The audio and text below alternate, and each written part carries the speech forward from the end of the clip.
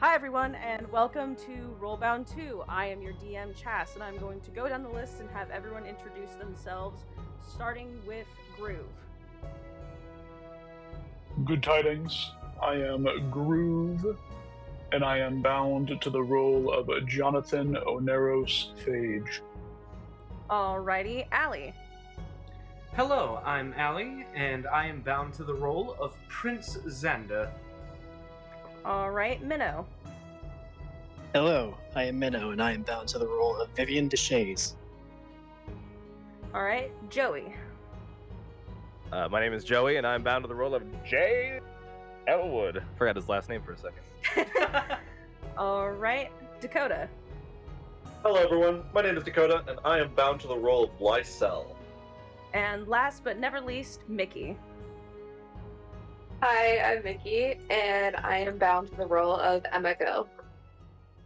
Where we are going to pick up from last time, I just smacked the shit out of my microphone. That's gonna be fun to edit out. Smack the shit out of my microphone. Thank you, Joey. So we're actually doing a little bit of a time skip because we do not need to do a full week of travel. Thank fuck. So I'm gonna move the "you are here" little token until you are about like a 30-minute walk away from Wolkdel, a kind of surrounding city for the city of Aelenkar. As you guys, it's like pretty early in the morning. You guys started traveling maybe about 2 hours ago. You're still with the merchant, and you are still with the knight, Sir Aksha, who, you know, it's been pretty uneventful. They've been helping gathering like supplies and helping set up camp, so that's been pretty good. You haven't seen Liraz again, but that's, you know, of course, because he said that he would meet you at Wolkdel itself. But there's a point in time where you guys are walking and the trees kind of break for a moment and reveal the expanse ahead of you. You can see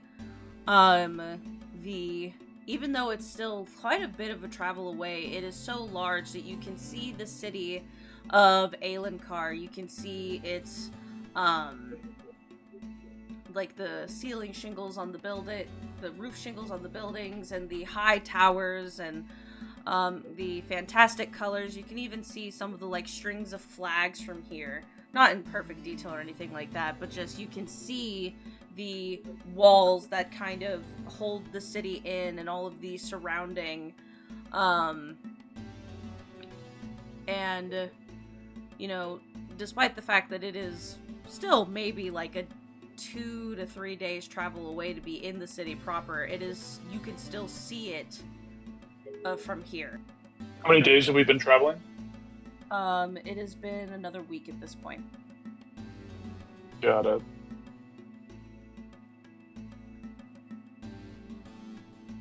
Finders Keepers rolls for you. I'll get to those in just a moment. Yeah, and Aelenkar, we were going here to find the teleporter, weren't we? The teleportation circle? Yeah, you knew that there was one in not necessarily Aelenkar itself, but in one of its like kind of I don't know what the term is called for the little cities that kind of add, or little towns that add padding to a bigger city. I don't know what they're called. There's a word for it. Like a A province? town? Usually they're referred to as satellite cities or satellite towns. Yeah, as they're kind of built outside of the walls of Aelenkar, but are still their own little townships. And you can even see as the road starts to get slightly more taken care of and paved. There's a lot of your journey that wasn't even on a road, just on a well-traveled path. But now things are starting to get more clean and more set up. And up ahead of you, you see a small little town. You see that there's a wood sign where there is you know, Wolkdel like carved into it, but it's so worn that the letters are almost not visible anymore. And the wood is even scorched in a few places. But I have a few images that kind of just give like the general vibe. Wolkdel is mostly filled with dirt paths that are maintained and well kept. There is green grass, and it is built kind of on uneven terrain. There's a bit of like rolling hills with the trees kind of spread throughout. You can see that there's a large area where people have cut down many of the trees. It seems like they do a lot of like, wood harvest. You hear the sounds of dogs barking and children playing. There's, people chasing each other even a little bit outside of town. And the buildings are small and quaint.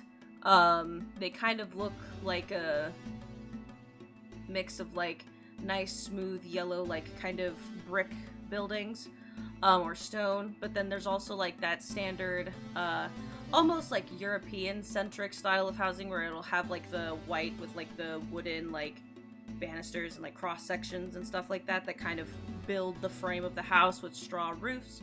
It is fairly small and fairly quaint. There's a few little towers here and there that are meant for like the guards that are stationed out here. And it kind of wraps around the outer edge, but is a pretty sizable town. A little bigger than some of the ones you all have even traveled through during this time. And when you all get here, I would like everybody to make me a set of perception checks. Roger, Roger. You can't reference the Discord chat while we're playing, it's too meta. He said having done it himself on half a dozen occasions. Let's see, we got a 19, a 28, a 20, and a 21. And we'll go from there. As you guys are approaching, again, still on the outer edges, there's still people moving around, either grabbing, like, wood from, like, nearby piles or whatever. There's some people that wave at you.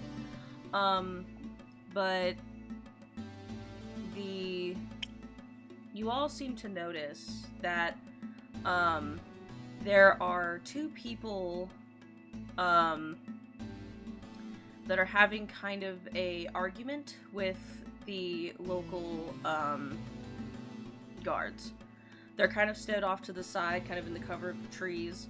But the most important thing is that, Xander, there is a voice that is familiar to you coming from this argument on the other side of the trees. Oh? I'm going to go check it out. Yeah, you see two individuals. One of them is standing sort of defensively in front of the other. He has a mask covering up like a bandana kind of scarf thing covering up the lower half of his face. He appears to be wearing like a kind of old and worn, reddish brown leather armor, that has some metal adornments, throughout. And he has a hood up. And there is someone behind him who is fiery in personality, clearly filled with a lot of attitude. She has green skin, and you can see, kind of tucked into a hooded cloak thing is dark blonde hair. She has spots on her face that are kind of reminiscent of like the kind of spots you would see on certain types of like frogs. And you hear a familiar, very sassy voice, saying, "We don't know what you're talking about. The flyer you're holding up doesn't even look like us." And the man like holds up a hand and says, "Please calm yourself. I'm handling this." "No, this is ridiculous. We've been held up here for 20 minutes. What seems to be all the commotion, my friends? The guards both look up, and the younger woman seems to like perk up, and she goes, "Xander? Jennifer? Xander!" And she like pushes past the man and even pushes past the guard, and they go, "Wait!" And then the guy like holds up a hand. As they all kind of look awkwardly, and you see, for the first time in months, your best friend, Jennifer, running towards you. Yeah, I think we even do that thing where, like, you know, she runs in for a hug, and Xander, like, picks her up and, like, spins her around as part of hugging her before setting her back down, and says, "My gods, woman, how have you been? You look very well indeed." Oh, goodness, I almost didn't recognize you. What are you doing here? Oh, you know, a little bit of this, a little bit of that. Important adventurer stuff, you see. Oh, by the gods, and she, like, hugs you again, and she squeezes you extremely tight. What is your strength score, Xander? Not that high. I think 8. That's really funny. Yeah. Jennifer's is 10, so she, like, squeezes you so tightly, and she's like, "Oh, it's so good to see you!" And then she pulls away and looks at you, and then puts her hands on her hips, and, like, all of the happiness drains from her face, and she goes, "Where in the hells have you been?" Oh, you know, around, kind of all over the place. To be No honest. letters! I've had to do weird rituals to reach out to you through dreams that I didn't even have full control over. Your mother wouldn't tell me where you went. Well, I'm sorry, darling. The Postal Service doesn't exactly run all the way to the Elemental Kingdoms. You didn't even send one before you left! No goodbye, no late night shenanigans and drinking on rooftops to say goodbye, which you promised. Jennifer, there's a lot of important things that I have to catch you up on, and a lot of things that I should have told you sooner, but I didn't because, frankly, I didn't expect to be gone this long. I thought this was going to be, perhaps a minor errand. Turns out it's been significantly more involved. I'm on a bit of a personal quest, you see. But before you, punch my fucking head in, allow me to introduce you, to the Silver Lining, my, best friends here on the continent of Kelmra, and, perhaps this side of the Elemental Kingdoms. These are absolutely fantastic people who've saved my life on multiple occasions. This, dashing knightly fellow here is Sir J. Elwood, the recently proclaimed champion of Physis, as it were. This is Jonathan Oneros Phage, a fantastic scholar and wizard and battler of evil in his own right. This Get up, is your sister. this is Hi, Xander's sister. Yes, thank you, Johnny. This is Vivian Deshays, Mistress Vivian Deshays. You know, I'm not entirely sure what her title would be, but she's fantastic. She's brilliant. De facto leader of our group, I would go so far as to say. This is the noble Squire Lysel, training under Sir Elwood. One hell of a fighter in her own right. I've seen her tear down things 3 times her size in one fucking hit. It's absolutely crazy. This is Emiko, very powerful martial artist. I'm not quite sure where she hails from, but she's become very dear to me. Reminds me a lot of you in some ways, actually. And my goodness, it's just so very good to see you. Is that... nice to meet you all. Xander, what happened to your scars? What's that on your forehead? Right, I've gotten weirdly involved with the, circle, specifically a connection with the Wild Mother, Guinevere, I see. which has been interesting. I suppose I'll put it quite bluntly, I died, and was brought back. She, like, pouts. And, During... Oh, go ahead. Go ahead. Sorry, I was just going to ask, during their conversation, there was a person that sounded like they were very not okay with them being there. What's going on with, the person that was yelling at them before? Yeah, It looks like the guard and the man from before are kind of like bickering off to the side, and he goes, "Listen, you're cross-referencing something, and it's just not accurate." Like, and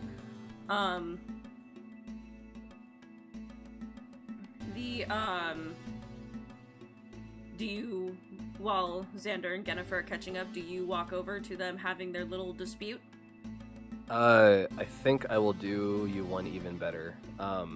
Jay is gonna kind of muscle his way into the conversation a little bit, and he's going to say, "Hi, sorry to interrupt. J. Elwood, Knight of Retka, Son of Miracles, Champion of Isis. This sounds like a conversation best had inside of private places with a lot more walls and ceilings that could be a bit more, secure. Your man over there is still having an argument with who appears to be somebody very official and, how do I put this, important looking. Any possibility we can try to get that squared away so that you can dream stalk in reality your best friend or whatever?" If you can, and she mumbles under her breath, "If you can convince him not to arrest us." Oh, that should be easy. This should be quite easy. Shall we, Sir Elwood?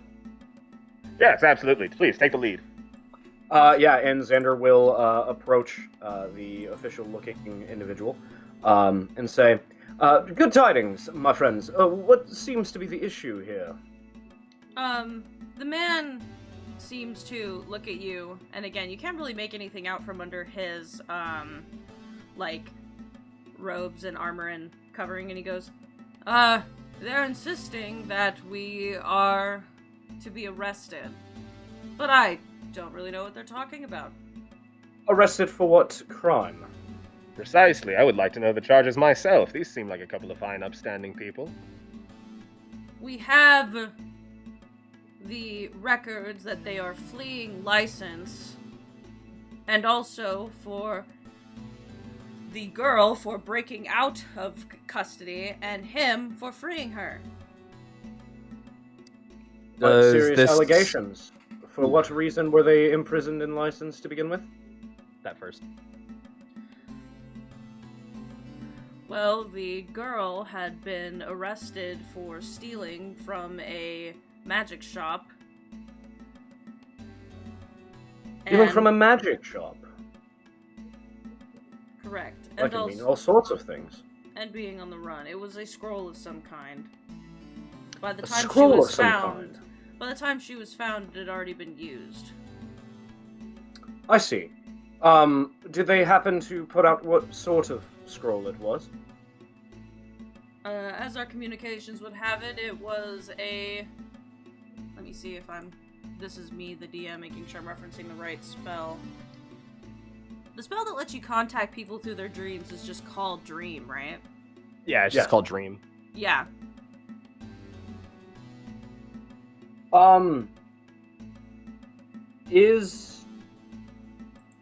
First of all, does Xander know if Yennefer can even cast, magic in that sort of way?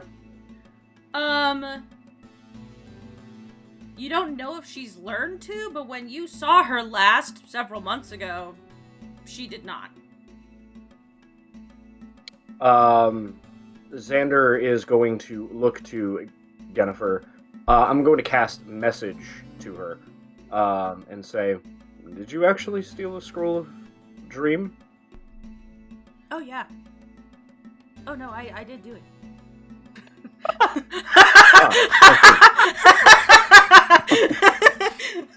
Pardon me, I am not from around here, as you can plainly see. Knight of Retka, J. Elwood, by the way. Does your city have any jurisdiction over license in the slightest? Do they have jurisdiction over you? Is this a two-way street sort of deal? Unfortunately, the ability to pursue criminals in other provinces and countries is part of the Pentacle Armistice. However, I regret to inform you that this woman is indeed a foreign dignitary under the jurisdiction of the Kingdom of Petrus. Therefore, you are not permitted to arrest her, only deport her back to whence she came. And furthermore, Do we have any evidence of this theft? Obviously, she has the right to face her accuser, no? And furthermore, if this is simply a matter of stolen goods, I believe this can be resolved with simply paying back 300% of the sale value of the item, no? Johnny, you can hear him break out an audible cold sweat at the thought of paying back 3 times the amount of a 5th level spell scroll. He starts you hear very deep breathing, and you turn to him, and he subtly shakes his head.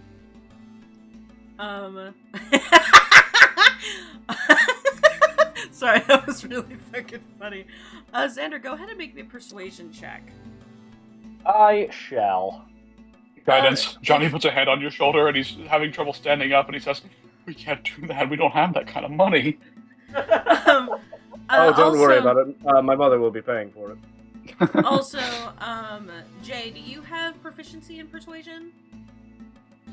I do actually. It just so happens. Xander, make that with advantage. Yeah, assistance on that like crazy, and my assistance is. That's a 28. Never mind, he's got it. Yeah, but the guard looks at her, and Jennifer crosses her arms, and he just goes, he sighs and just says, "Listen, I'm just gonna write you a note. Are you some sort of foreign diplomat?" Yes, I am Prince Xander, the son of the Queen of the Earth Kingdom of Petrus. Right, I'm just gonna write a note. Actually, we can resolve this a lot more quickly than that. Are you in sort of licensed law enforcement? No, I am Aelin Carr, guard. We were sent the documentation because they were seen fleeing this direction. Understood. Xander is going to reach into his coat and pull out a very ornate looking sort of notebook where the pages are all horizontal instead of vertical. He is going to write something on a slip of paper, rip it out of the book, and hand it to the guard and say, that should cover all expenses. If you could make sure that gets sent to the proper individuals, sort of send it up the chain, as it were, since I have no direct contact with any member of law enforcement. I'm sure if you hand that to your superior and they to their superior, this will be resolved within a 10-day. He looks at the other man, looks at Jennifer, who still is crossing her arms at him, and says, "Right. You're free to go." Thank you, kind sir. And yeah, he walks away. Xander slowly turns to Jennifer with an expression of what the fuck even. Hello. You stole a scroll. Yes. You actually recall, Xander, when you guys were in Runespire, you guys did see her wanted poster for grand theft and also escaping jail. You know, I was wondering who that was. Indeed. It was very important. It was very important. I Was it? Because you didn't need to go through any of that. Frankly, I'm not exactly a subtle person. If you had asked fucking anybody in license, they probably would have given you exact directions to where the fuck I was. Not to mention, you could have gotten the same result with an animal messenger spell and would have spent probably about a 10th of the gold. The other But it's fine. I'm not angry. I'm simply confused. Now Yeah. then, this is a terrible place to be having this conversation. Yes, I understand that you really want to say something, but just give me just a moment. We are going to be taking this inside, where we're not on the street and getting a bunch of public attention, okay? Okay. Come right this way. Jennifer slumps her shoulders, and the other individual looks at her and says, "I told you it could have been much simpler than that." And she goes, "Shut up." Yes, well, my dear friend has always been a purveyor of the more direct approach, shall we say. That is something I do not fault her for. It is honestly one of her more admirable qualities. It just makes sometimes being a decent member of society very difficult for her.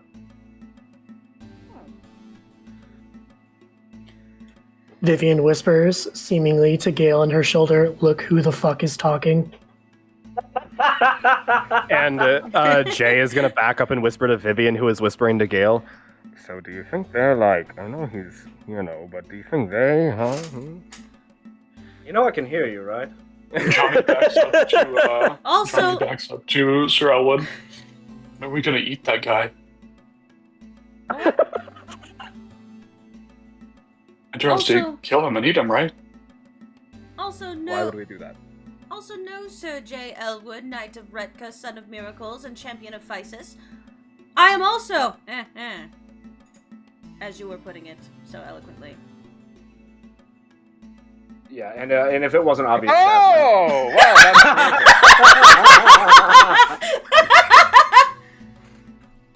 Oh, is Jay trying to get the all clear? Is that what that was? No, absolutely not. Oh, okay.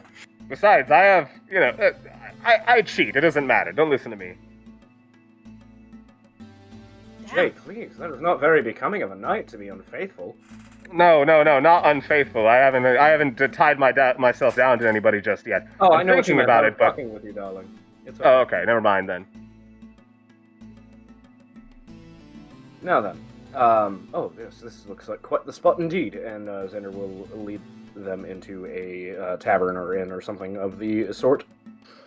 Yeah, there's a little tavern that's called Windmill Rest, and it's a small little place, but fairly quaint. And as you all step into it, it smells like meat pies and very, very strong ale. How big is this place? Does it seem like it would have a lot of rooms, or? It's upstairs is entirely dedicated to rooms. The lower end of it is just all a dining area. It is a fairly small inn, but it definitely has quite a few, considering that the entire upper floor or so is just dedicated to space. Xander is going to walk up to the proprietor of this fine establishment, slap 10 gold on the table and say, 2 rooms, one of them on the corner with no adjacent, and your finest bottle of alcoholic beverage. Yeah, you see that behind the counter is a shorter goblin who has to stand on something to be up at the counter, and she looks at she kind of looks at you for a second because of your request of specific room placement, and she goes, all right, and then she grabs 2 keys and hands them to you, and then goes underneath, she counts all the money, kind of exhales, and then goes down and grabs a bottle that it is kind of red in coloration, and it looks like it has dragon scales embedded to it, and she literally had to get a key and unlock a thing to get it. There you go. I see. Dragon's Breath yes, thank liqueur. Thank you ever so much. Right. We are going to be heading upstairs now. We will let you know if we need anything else. Thank you very much. And Xander starts heading upstairs. At this point, he has grabbed onto Jennifer's hand, making sure she doesn't wander off somewhere for no fucking reason. I totally think that. No, I'm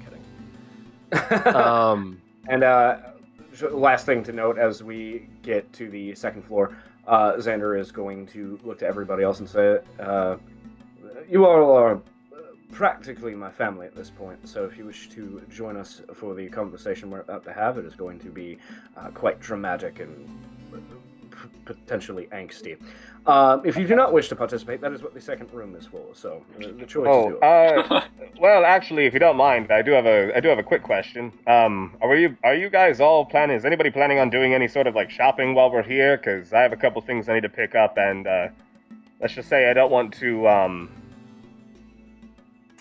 Depending on the nature of the conversation, I don't want to miss anything important. You might- Vivian heard that there was going to be gossip, and she is already inside the first room. Johnny and Vivian are playing cards in the first room right now. Like, hurry up, guys. You said there was gonna be a fucking... like, hurry up. For sure. Whoever is... Oh, sorry. Emiko is willing to go with you after everything goes down. Yeah, you guys can... Unless... Oh, go ahead. My bad. Unless you were talking about, like, going during the fight, which, I mean, like, she can also go during the fight. Are they going to be fighting? Is this an argument? It probably will be one. That's awesome. Yeah. Jay was talking about letting them have at each other while he goes out to get stuff. Yeah, okay. But if everyone is wanting to stay, like, obviously he'll stay. He's just kind of like, you know, he's very, very driven at the moment.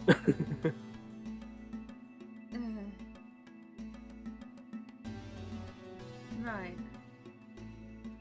You know what? This is perfect, and it works out anyways. We can go. Anyone that doesn't come doesn't get to pick out their diamond, and I don't need to listen to whatever this is going to be. Right then, that was always allowed. Off you pop. Yeah. But when whoever is going goes into the room, Jennifer and the individual who she's with, who has not gotten the chance to introduce himself yet, it almost seems like she has purposefully set it up that way, walks in and she goes, "Okay, so I understand that you have a lot to tell me. I have a lot to tell you, and I think I should tell you first." Sure, yeah. Especially considering that after what I tell you, you might be too busy hitting me to have a conversation anymore. So, right then, off you go. So I left, and something went wrong with the portal when I left, and I almost died. I was trapped in the snow, freezing to death. Something went wrong. I didn't go to the elemental, I didn't go to the Teardrop Isles. I instead went to the middle of nowhere in License, and, the only reason I lived is because of this guy. And she points to him. He'll be important in a second. I got horrible aether sickness, but I wasn't sure where I was. I didn't trust anybody. I didn't know anything about being on the material realm, because I've never been here before. And, I panicked. And I didn't trust him, despite the fact that he was following me around and helping me. And I went to go buy some things to contact you. And then it didn't work out. Something started to happen. Weird things started to go on. I panicked, I grabbed a skull, and I ran. It had nothing to do with me, but whatever was going on in that little shop, I didn't want to necessarily be there for. And I use that to try She says this. Xander looks to the present members of the Silver Lining and says, "Oh, that might have been when we had the spat with Lozano."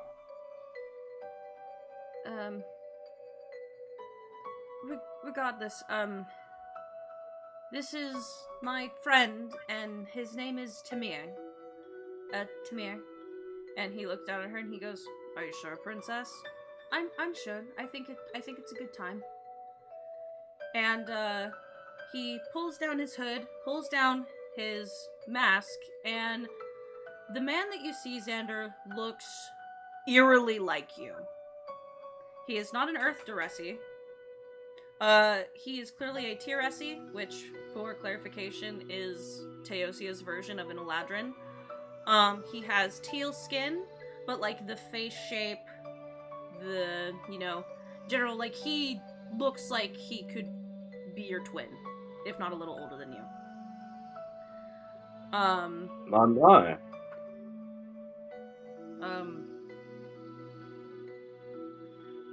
My name is Tamir. And, he, like, looks at Yennefer, and she, like, looks at him and, like, kind of, like, wiggles her head at him, like, okay, go, talk. And he looks back at you and he goes, I'm your half-brother. Xander's eyes widen. Says, oh, I see. And then he sort of grins and says, that devilish bastard. I'm older than you, might I add. Shortly after I was born, my mom fled and lived in a druid's grove, and they wouldn't allow our father in, so we never saw her again. Yes, well, from what I remember from my father, that was a wise decision. Good man, but good in the sort of way that I am. It is, I must say, it is very pleasant to make your acquaintance. As I'm sure you're aware, your old dad's been 6 feet under for quite some time, so it's nice to see, I guess, someone that reminds me of him. That's the second thing I have to tell you. I found out several months ago that father is alive. Excuse me, what? He's alive. No, there must be some sort of mistake. I saw him die. I was there. A bandit attack, right? Yes.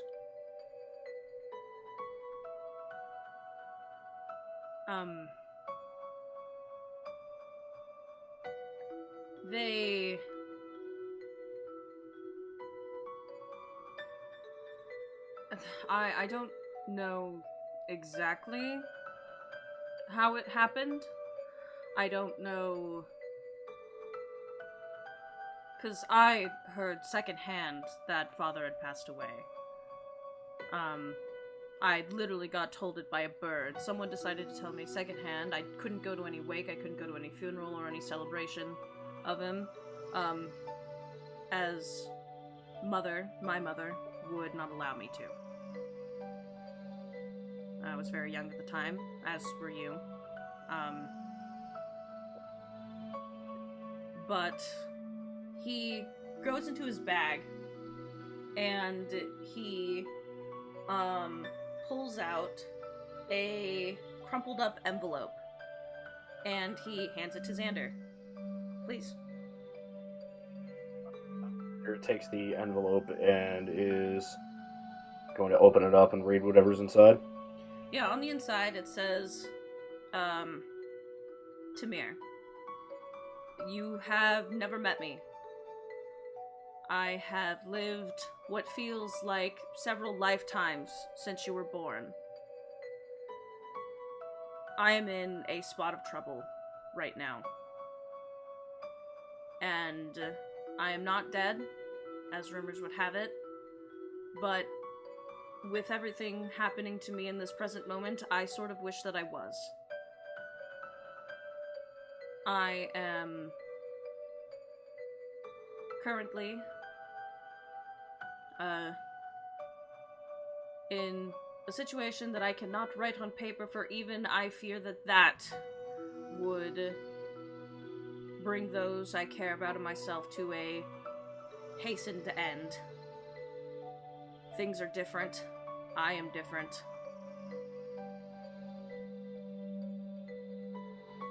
I need you to find someone for me and hand him this letter. The only guidance I can give you, because I also have not seen him for a long time, is that he will look just like you.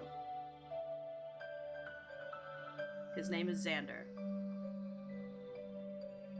And the bottom of the letter kind of looks like like he had started to write things but then scribbled it out, and then there's a big ink smear that was clearly made by him, like, folding the paper very quickly, so he folded the letter to put it away before it even dried all the way. It definitely looks like he had more to say, but for whatever reason, he had to write it very quickly. Johnny. Do you happen to have a spare sending scroll or something to that effect? For what ends? Well, I apparently need to contact a dear old dad.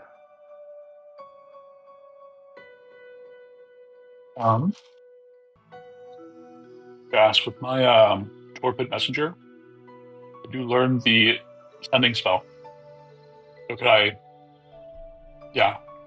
Johnny will nod and say, "I can have it done, but it will take some time." And gold. That's alright. We have more pressing things to attend to before I go save Father from whatever ridiculous fucking predicament he's gotten himself in. Can I appreciate- ask the obvious question before we go too much further? Have any of you ever received one of those letters from the High Friar Prince asking for money so that way he can take back High Friar from the Oasis Syndicate? My question is, I have also, if you ever received a sending telling you about sexy singles in your area, that sort of thing, do we have a way to verify this actually came from your father? Someone who Xander saw die, Prince Xander saw die? That's what the sending scroll is for, Mistress Deshays. It only works on individuals that I'm familiar with. Obviously, I'm familiar with my own father. So if I get a response, then he's alive, and if I don't, he's dead. The only reason I was sure that it came from him is because I've been doing this slowly in case it came as a shock. I don't know you, so I didn't know how you'd respond. He reaches back into his bag and he pulls out a necklace. The necklace is old. It's like a corded necklace where the cord of it is honestly so worn thin that it's a surprise that it is still held together. And on it is a gold coin that has had a hole pierced through it and the cord runs through. And then it also has like a little piece of tiger agate going through it.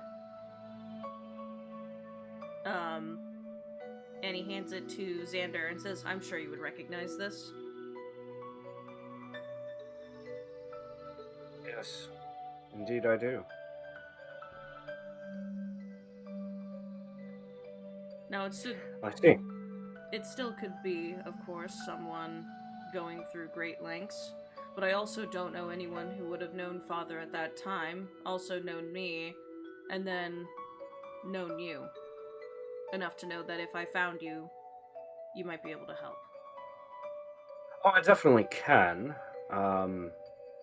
Sort of on a rescue mission right now, though, so he'll have to wait in a precarious predicament for just a little bit longer. Now then, sorry, before I become a terribly rude and ill-mannered man, was there anything else that you wished to inform me of, either of you? Not now. Right. Jennifer, I owe you an explanation. You do? I tried to save Anodyne. What? And it didn't work very well. What do you mean try to save Anodyne? Well, I talked to my mother, because I knew she possessed the sort of magic that would be able to bring individuals back from the dead. She warned me there would be a price. She warned me that it would not go how I thought it would go. And in my youthful arrogance and determination, and complete fucking inability to see that I could ever do any wrong, I told her to do it anyway. And as such, Xander snaps his fingers and Anodyne appears by his leg. We brought her back, but not really. Jennifer looks at your summoned familiar, and she looks in shock. She looks at the ground, and then looks at you, and then looks at the ground, and then she points and goes, "You're not telling me that." Anodyne's more preternatural state, I think is the word for it. Yes, it is. Jennifer starts to pant and breathe very heavily. And she goes, "Xander?"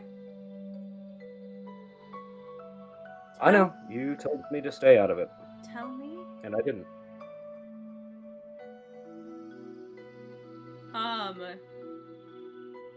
You see that Jennifer's, like, skin on her face starts to get very, like, shiny.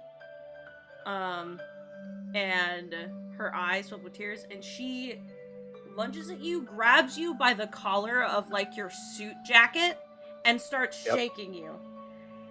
Yep, I don't resist. And she goes, "What do you mean? No! I told you not to do it! I told you not to! What did you do, Xander? What did you do?"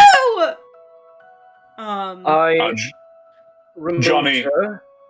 breaks the atmosphere, putting a protective hand on Jennifer's arm. A meddler such as yourself has no right to judge the actions of another, let alone those of Prince Xander. Let go of me! Let go of my dear friend, and I shall. Johnny, please, enough. I've had this coming for quite some time. Let her go. Nay. Johnny, I'm not asking. Let her go or get out. Johnny sits blinking and stares at Jennifer. She pushes Xander away from her, not particularly hard. She's a little stronger than him, so he does maybe get pushed a step back, and there are handprint acid marks in your clothes. As that part of your suit has corroded away. And she starts, like, pacing in a circle. You know, the room isn't that big, so it's not like she has anywhere to go, and she's not gonna just start taking it on your friends. When she, like, walks one direction and sees that there's a wall, walks another direction and sees that Vivian's there, walks another, direction and, you know, sees that, you know, Johnny's still there, and walks another direction and Tamir's there, and she just goes, But she's a kitsune, she won't be able to pass on now! I understand. I do believe that this purgatory state I have put her in is reversible, however. And that is what I've been trying to do, is to fix my mistake. And you didn't tell me?!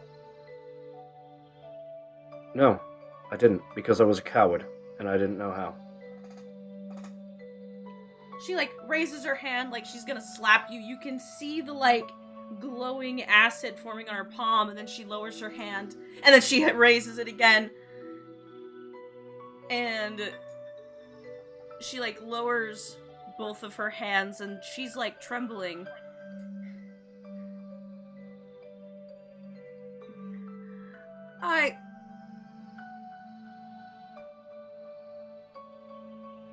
I have spent months looking for you.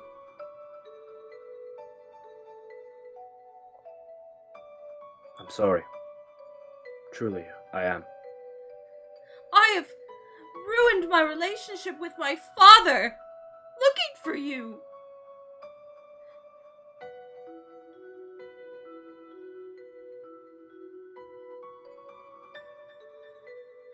Is that the impetus of Prince Xander?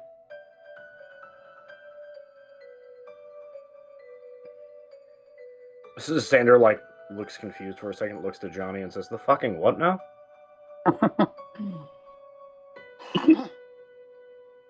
The impetus. Was it Xander who made you do these things? Or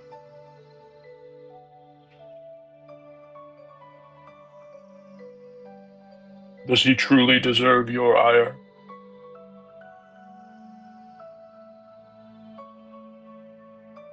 Was you who came to this realm? You who sullied your relations with your father? Xander is too kind. If you wish to make him an outlet, he will act as such. But he does not deserve such things. Stay your hand, slake your hunger.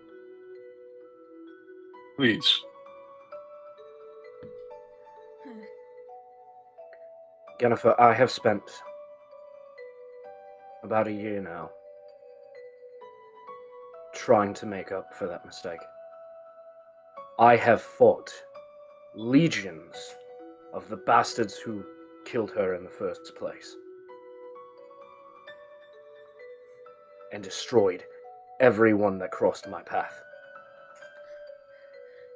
I have seen the face of a goddess and heard the voice of another. I have been to areas of this world that I never thought could exist. I have died and been brought back. That is the price that I've paid. And to be frank, I don't think my ledger is clear. Not until I reverse what it is I have done. I'm sorry that I could not muster up the courage in my weak heart to explain where I was and what I was doing and why. Jennifer, like, I know that Oh, go ahead. no amount of time or any amount of flowery words that I could say will ever make up for that. So if you want to hit me, if you want to scream at me, if you never want to see me again, I understand. But nothing, and I truly mean nothing, is going to stop me from doing what I set out to do and wiping those absolute villainous pieces of living scum from every corner of this world.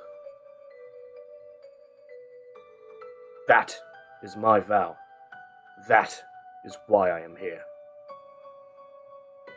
Jennifer, like, her shoulders slump, and she looks at you, and, like, tears, like, well up, and they are falling now. She is, you know, she's not sobbing, but the tears are, like, streaming down her face, and she says,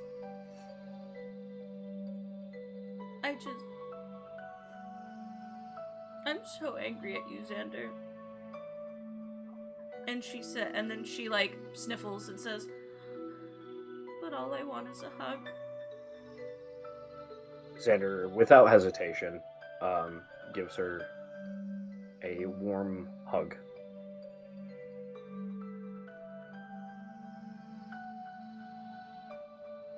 Yeah, and she, like, squeezes you really tight. And when she pulls away, she's, like, rubbing her face. And, she says,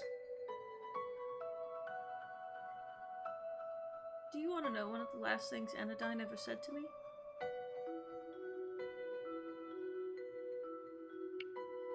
What might that be?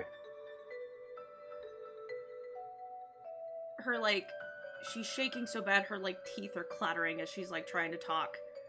And she says, she said to me that she was so happy that I had a friend like you, and that she truly believed that you would do anything for me. And so, I'm so angry at you right now. But I can't help but think of that. I suppose it was one hell of a way of proving her right.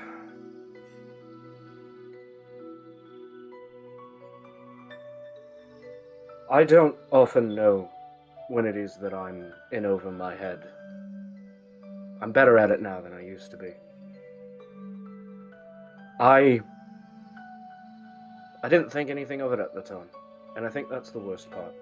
Because the idea that I could be wrong, that I could fail, didn't even fucking occur to me. Like I'm something special. Like I'm too grand and powerful to know what it is to fail and to be wrong. And if not for these individuals standing beside me, I would have died a long time ago. And I wouldn't have come back.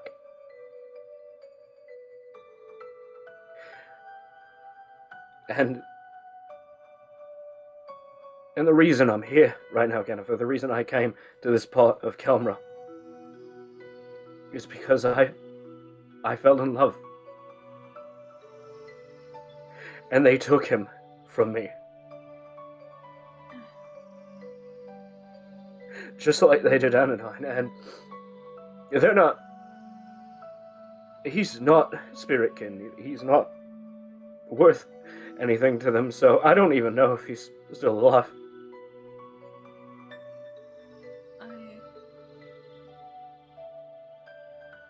So I'm very sorry. And things worked out like this, truly, I am. I just hope...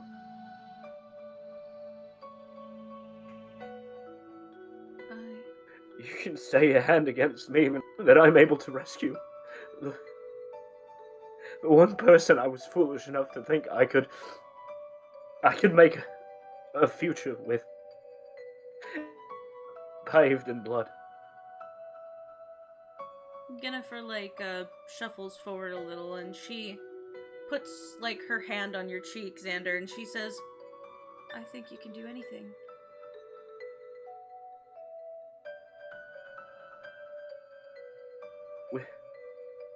With the people I met, you might be right, but the foolish part of me was thinking I could do it alone. And I could do it without you. Your mother. On my own, I'm not anything. It is you that I draw my strength from.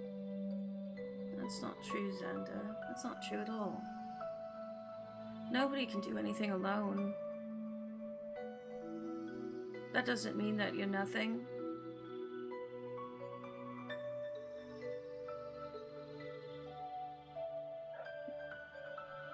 I didn't even get here alone. She points back to Tamir. He did most of the work.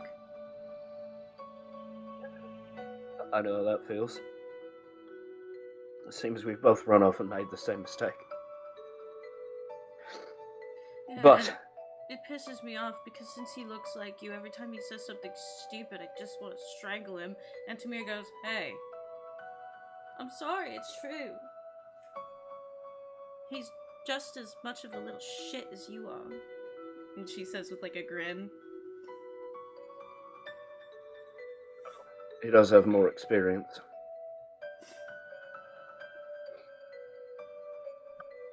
And Jennifer wipes off her face.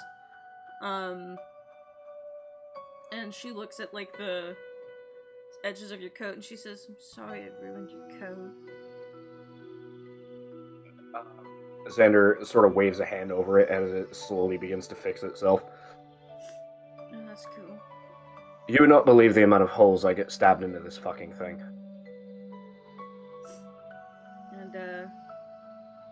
she says, well, you did say that you were on a bit of a rescue mission. Yeah, go save him. And she looks to Johnny specifically, and she says, I'm sorry if I worried you.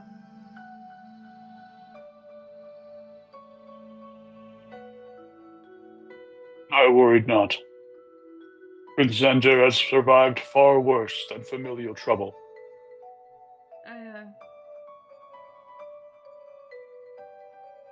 Thank you for being there with him. All of you. Nay, we merely share a common goal. We are merely doing as we wish, and as we must. Now, Johnny stands. Let us go. Just a moment. Jennifer, now that you've found me, now that we've cleared things up for the most part, what is it you intend?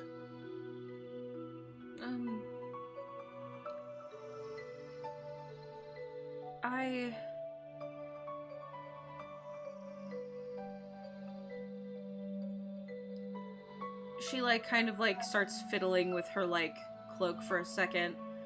And she says, I don't know. I didn't know where you were. I just wanted you to come home.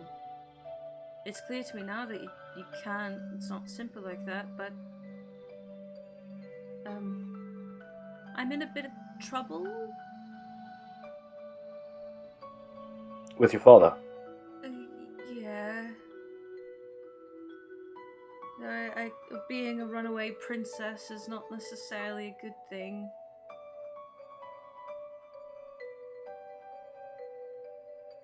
You intend to go home then? No, I kinda can't. And why's that? Because I feel like I have to do something in order to be able to go home. At least it's his custom in the Acid Kingdom. If I come home empty-handed, I feel like I'll get in more trouble, and I don't really want that. But if I want to do something before I return back to Sarspear, but I don't. There's one thing I could do, but I don't know if I can do it. And that is? There's a high-ranking official in Sarspear's guard. Well, he's like a marshal of sorts. He's very important.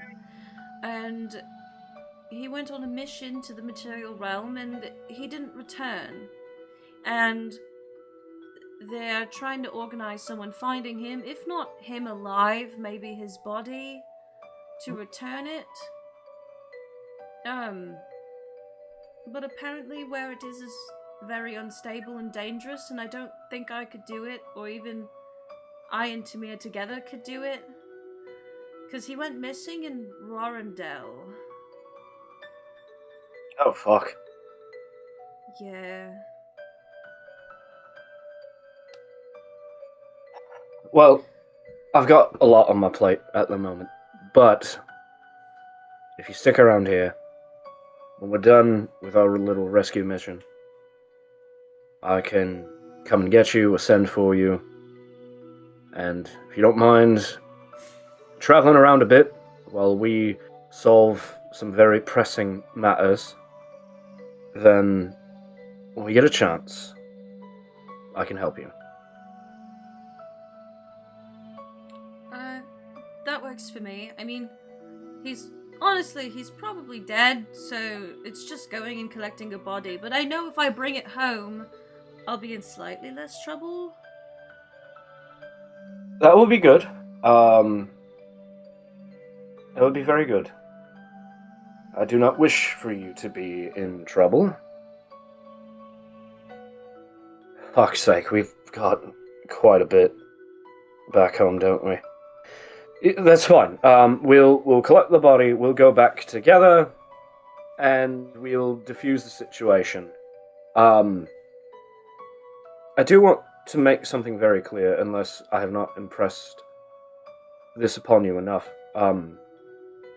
I don't have an intention of returning home long term. You're staying here? I've made a home for myself here. Not that I won't visit, I mean, the way we're going, I'm sure I'll unlock the secrets of stepping between the elemental planes instantaneously in for the next few months. But my home is here. I mean, you know, I never wanted to take the fucking kingdom. It was never what I wanted to do. I wanted to go out like Dad did. But nobody really asked me. I understand. No offense. You're my favorite person ever. I didn't want to get married to you. Yeah, exactly. Like, I didn't want to marry you, and truthfully, yes, I wanted to find something for myself, and I have. Unfortunately, it's in a bit of a spot of bother right now, but hopefully, when all this is done, you know, when the entire ledger is complete, and I feel like I can move on to being a domestic house husband in the middle of fucking license. We'll both have our happy endings, and we won't have to worry about it as much anymore. Yeah. I hope to see Anodyne rest.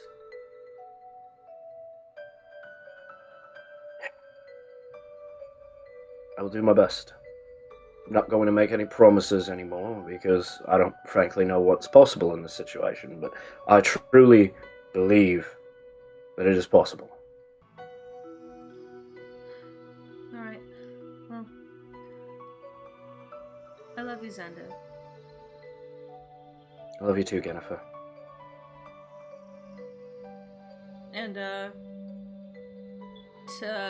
Tamir will, bow his head, and he'll hold out a hand, and he goes, "It was nice meeting you. Finally." Cinder shakes his hand and says, "I'm sure we'll have a lot of things to catch up on when we next meet. Until then, keep us safe, yeah? Otherwise I will string you up upside down somewhere and leave you there until you starve to death." I've been doing it so far. Right. And Zender kind of winks at him, just, let him know he's not actually going to string him up somewhere. Yeah, he grins at you, and you totally see what Jennifer means if she's been having to deal with him grinning at her like that. Oh yeah. I fucking got to start looking into a mirror. Alright, get the fuck out of here. You're making it weird. And Jennifer will playfully punch Tamir on the shoulder, and he'll be like, "Come on." And as they leave, Xander, wipes his eyes, looks to Johnny and Vivian, and says, "Well, frankly, that went much better than I thought it was going to. Shall we return to what we were doing? I apologize for the distraction." Sure. And go we do. Yeah, when you guys walk out of the door, you hear, the sound of, what sounds like falling sand, and see, down the hall, kind of sitting in a window, is Liraz. The what? Liraz, the Oasis Syndicate operator you met, about a week ago. Oh! Hello! He, leans forward in a way where he can, stand up from sitting in the window and says, "Don't worry, I didn't overhear anything." See, that makes me worry, because I wasn't worried that you were overhearing anything until you said that, so...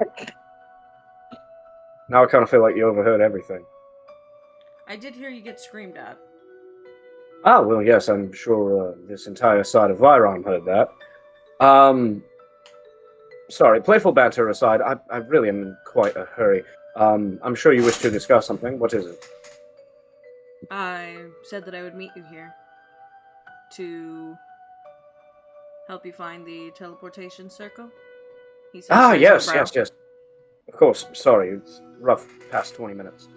Right then, let's get on with that, shall we?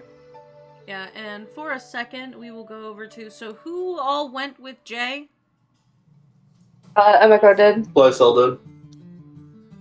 Yeah, so we're gonna go over to Emiko, Jay, and Lysel. At some point, as you guys are leaving the building, you do hear Jennifer screaming. Saw that coming. You just hear, Sander, what did you do? At the top They'll of give the us a line. short version later. No, she's probably upset about her, I don't want to say ex-lover, but technically ex-lover.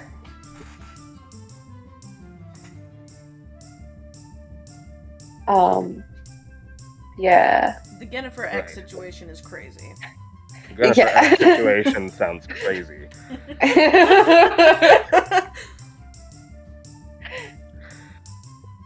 Anyways, Lysel, this is actually important for you to know. Or rather, it's important for me to ask you. Do you have any spells that require any sort of material components?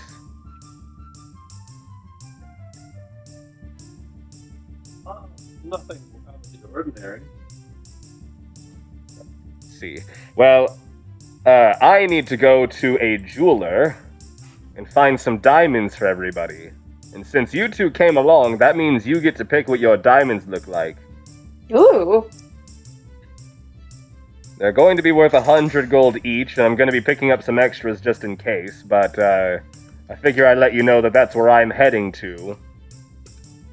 And since it sounded like that was a good idea, I'm going to continue to try to find a jeweler while you two are still with me. Am I getting another ring? If you want, I shouldn't phrase it like that. Yes. Well, no comment. No, I need to answer. Shit, I've made this awkward. No comment. Wait, I need to comment.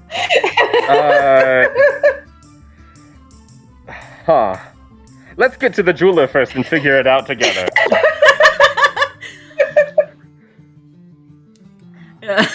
Jay having a panic attack under his armor. Yeah, but make me the side, where his cheeks would be under the helmet, you can see are bright red. It like emanates through the magic of the helmet because it's currently glamored to his face. Hey, someone cast heat metal on your armor. Oh no! Yes, it was my heart. I'm sorry. I'm gonna stop talking until we get to the jewelers. Alrighty, Jay, make me a persuasion check to ask around, because they don't really have signage. For sure. That's gonna be a 17. Yeah, some Ooh. incredibly old, like, orcish woman, like, goes, "Oh, a jeweler? Well, it'll be, you go,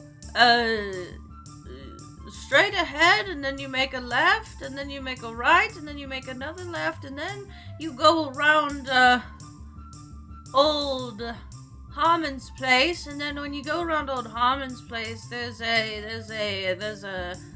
little area, and it's in the far left corner." Left, right, left, Old Harmon's place, back left in the very corner. Got you. Thank you so much, miss. "Oh, of course, Big Knight, sir. You have a good day now." Thank you. You too. You as well. And then she was like walking with like her friend, and she leans down to her. And what is your passive perception, Jay? It's 10. Okay, Emiko and Lysel, what are your passive perceptions? 16. And Emiko's? 15. Yeah, so Emiko and Lysel hear this. She leans down and whispers to her, like, friend, who is, like, just an older Hjor woman who is just significantly shorter than her, and she says, you know, Margaret, they just don't make them like that anymore.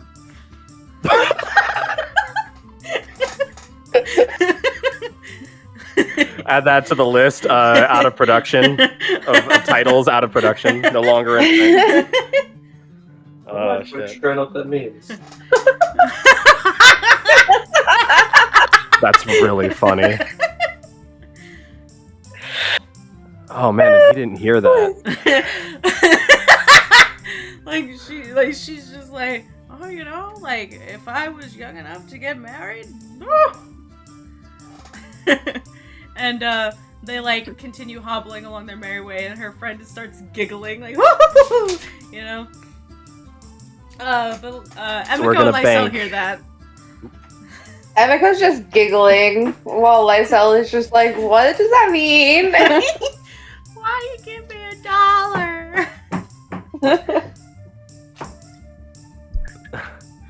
So we are going to bank left, then right, then left, then find whatever the hell old Harmon's place is and search for a place in the deep left-hand corner of that square. Yeah, you guys start like walking by and you see other people like in the streets carrying like baskets of stuff, and after you guys, you know, go those said directions, and then you see that there's a guy sitting on his porch, and as a lady passes by, she goes, "Hi, old Harmon," and he goes, "Bah!" And then you realize that you have passed by Harmon's place. Oh, that must be old Harmon. Bah! And it is the oldest old man you've ever seen in your fucking life. He's sitting in a rocking chair on his porch, and you're pretty sure he's never left it. Oh my god. Oh my god. It's like people walk by, they just go, "Hi, old Harmon," and he just goes, "Bah!" Waves, puts his arm back down. But eventually you do find it's a very small jeweler. The shop is maybe like 10 feet by 10 feet.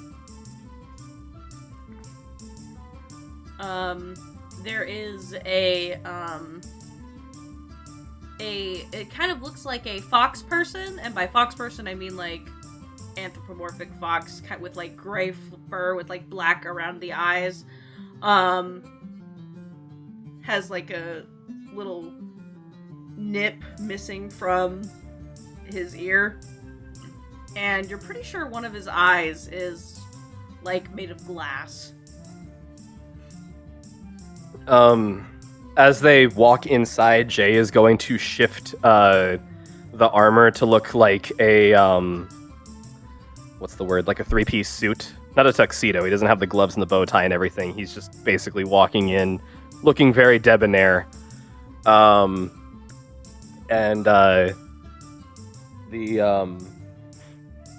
You know, his eyes, he's going to mute them. They're still going to retain their violent shine, but he doesn't need to see out of his helmet at the moment, so he's just going to try to keep it as mellow as he can. And when he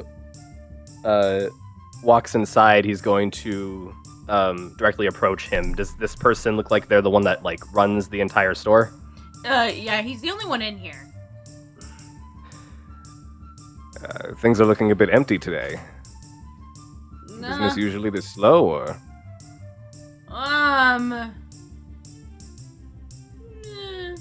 Mainly at this time of day. It's a bit early. The, folk with the pockets full typically don't like to venture this far out of the city this early. Have to do their fancy-like stuff and all of that. I see. Well then, in that case, I have to ask, what is your stock of diamonds like? How many do you need? I was hoping that I could buy 10, roughly. About 100 gold worth of diamonds per diamond, if possible. like one good eye widens, and his like you can hear his tail thumping against the chair, and he goes, my, let me go look. And you see him pick up like a key ring, and he like stands up, and he walks to the back of his store, and you hear him start rummaging through stuff. And he says, no. Oh, alright. Yep. Okay. I typoed in real life, by the way. I need diamonds worth 300 gold each, not 100. Holy shit. Yeah, it's expensive. You get all the money. You I have been saving. you call out, oh, by the way, I actually need 300, and he goes, ah, shit, and you hear a bunch of clattering noises. And he goes, God's preserved me 300. And he, you know, you can literally see him. So you see him, like, going through many, like, lock boxes and stuff like that. And then finally, he goes, oh, this is perfect. And he, walks up, and he's carrying a kind of, like, long case. And he says, this is my special stock. It was actually,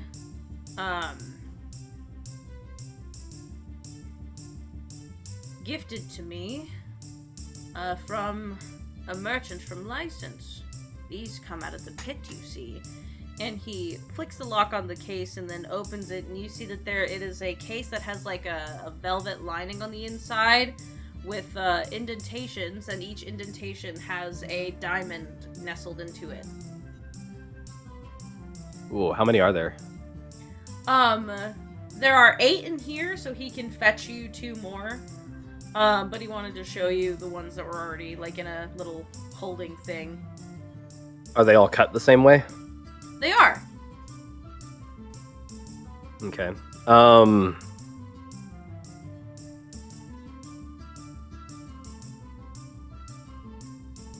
He says, well, these should service me nicely. I was, do you have, I'm sorry, I don't mean to be choosy.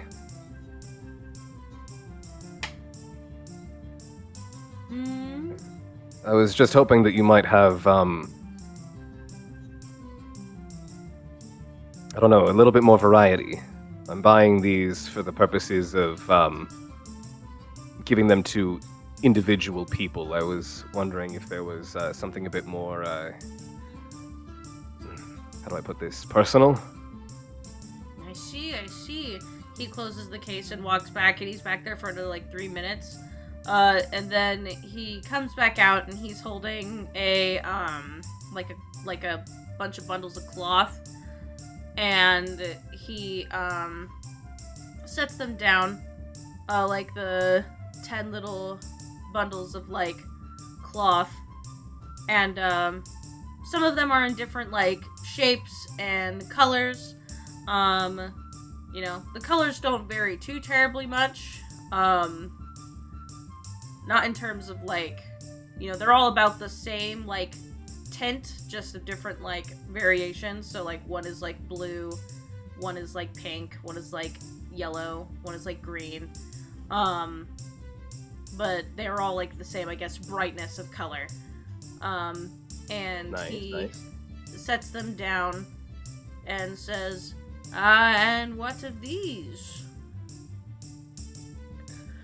Excellent. These are looking exactly more like what I was trying to find. That being said, and he reaches into the other box if it's still on the counter, and he'll take one, and he says, I'll keep this one for myself. Yeah, he'll, Now, are any of these diamonds inlaid into jewelry? No. It seemed like he wanted them outside of it, so he grabbed just, Gotcha. like...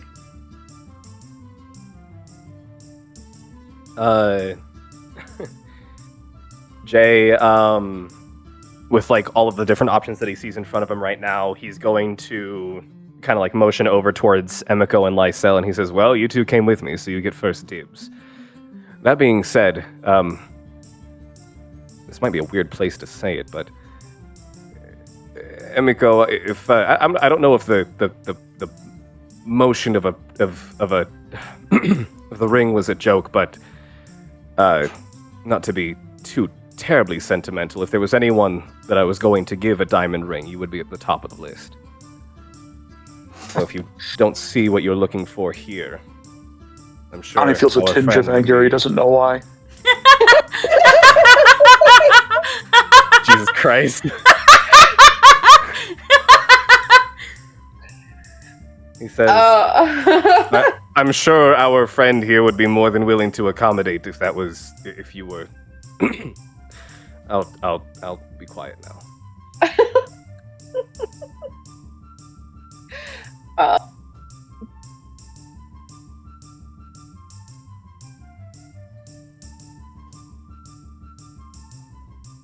Emiko picks out a yellow diamond that is shaped like a teardrop.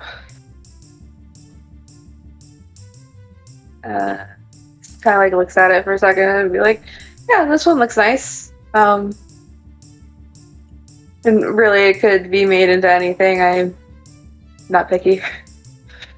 It doesn't need to. You just need to keep it on you. Well, I mean, technically, yes, it has to be made into something, otherwise I'm going to lose it. This kind of... Oh, I understand. Yeah. Lysel picks out a crimson diamond that looks almost like it could be a D6.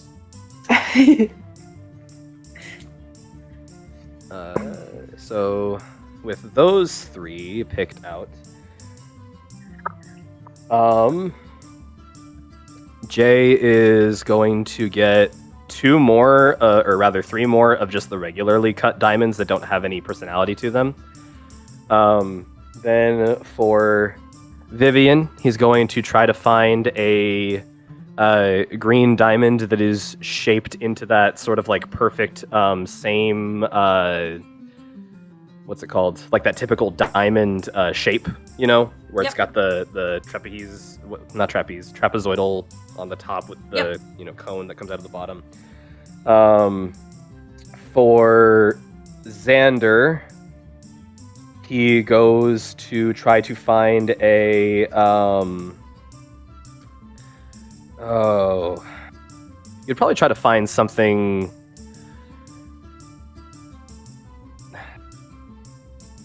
Find something that matches his. That purple robe that you're wearing in the art, Xander, is that still accurate, or have you switched wardrobes? I'm pretty sure we're in Viron, so that should be accurate right now, right? Unless I'm forgetting something. Yeah, if you want to be back to wearing your suit, you definitely can be. Probably a bit hot for the coat. Regardless, he's going to try to find something in that same shade of purple, with a rhombus cut to it.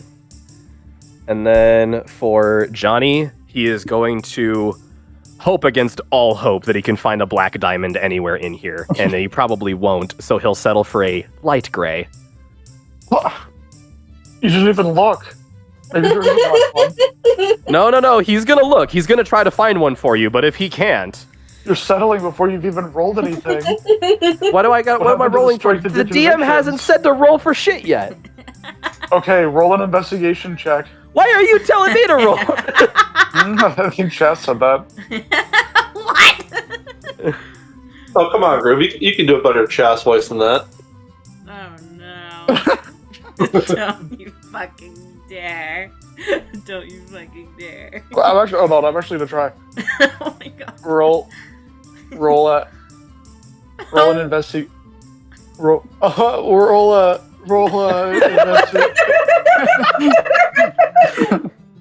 roll a I don't stutter that fucking much! No, that's me trying to get the voice. That's me like trying to when you start up your car and it has to go ducka ducka ducka ducka ducka. That's what I'm doing right now. Fuck yeah. Roll an investigation check, Joey. I am Cheddar. What are you, Darth Vader? No, he sounds like Saw. Very James Earl Jones coded. Do you want to play a game? Let's roll the dice. I mean, fuck it. Once all of the diamonds have been acquired, do I actually need to roll anything for the shit chest? No, well, actually, high or low? High. Okay, so I'm gonna roll a D100. Oh shit, still high. It's so high. It's 64. This is just 50-50 with extra steps. I know. That's how I do it too. Well, actually, I say odds are evens, but I got an 81, so you do manage Oh, to thank find Christ. a black diamond worth 300 gold pieces. oh my god! All right. So now what he's gonna do is he's gonna take each of the diamonds. At this point, we've talked so much about it. He is just gonna straight up get Emiko a ring. Lysel, he's gonna get a brooch. For Vivian, he's gonna get a bracelet. For Xander, he's gonna get an earring. For Johnny, he's gonna get a single cufflink.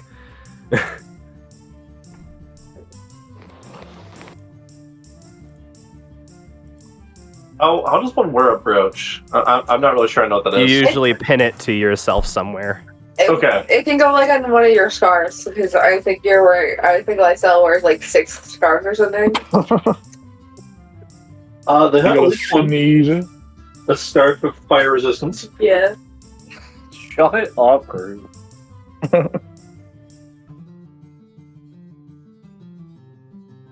All right, so you have And chosen. then, yeah, he's not gonna get any like special jewelry or anything for himself. He's just gonna keep it slotted into something. Like he's gonna find something that can reasonably He's gonna put socket it off his ass. No. I was gonna say, I noticed that no one got a jeweled butt plug, and I'm like, I'm not saying I was waiting for it, but I was kind of waiting for it. Why would I do that? That's like a Xander thing. Yeah. I want a nipple piercing. No, see, the reason that I got Xander the earring is because I was thinking, what's the most gaudy fucking thing that I could possibly get for the most, like, respectfully standoffish man I have ever met.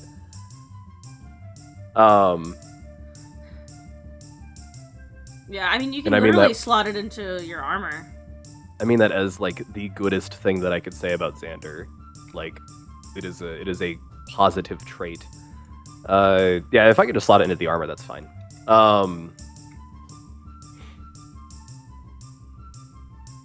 So he's gonna ask for all of that, and then he's going to say, "All right, so what's the damage? What am I looking at? How's the total?"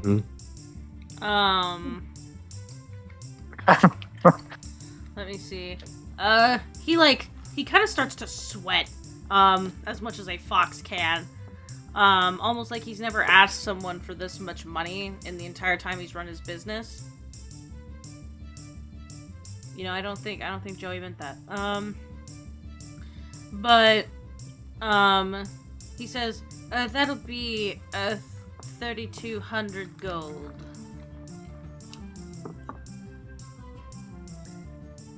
All right. Well, I suppose this is what happens when you save up for this sort of thing. And he's gonna give him exact change.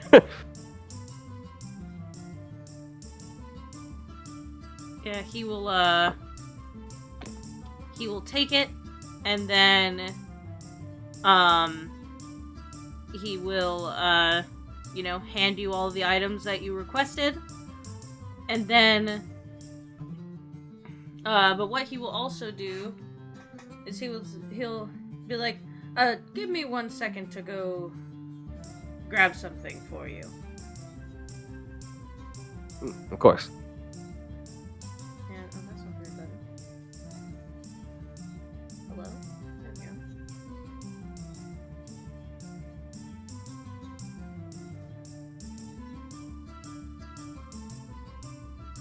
You know, looking at these diamond rings, I'm just like happy that I didn't get a diamond ring for an engagement ring. I'm just like, these are so gaudy. Like, what the fuck? Yeah. What'd you get? I got what? Ring pop? Oh, I would love that too. But no, I got a ring that was just Dakota's from before. Wow.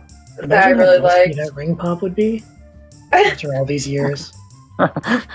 Like twice the size it was before.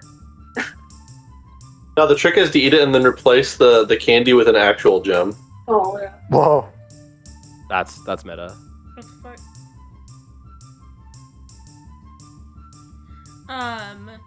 He is going to come back up to the front, and he is going to hand you a little amulet. Oh, what's this? Well, I in many years have not seen a knight like you amongst our community, and I've also, in at least 20 years, not had a customer spend that much money in my shop. And if my intuition is correct, I feel like you are doing it for the same reason the last fellow did. But I never saw that group again. I don't know if they succeeded in what they were doing. What, who's to say I don't just have 9 spouses? That's a joke. You can laugh at that. He does chuckle and he says, you're all a little too decorated to just be simply preparing for a wedding.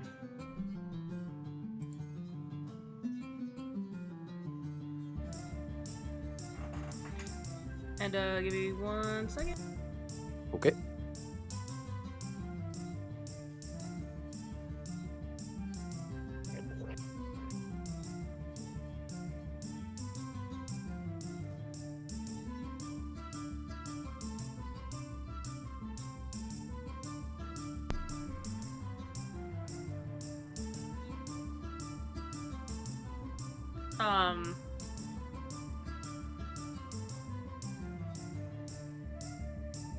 Yeah, but he, hands it to you, and, says, the person who sold it to me said it was lucky.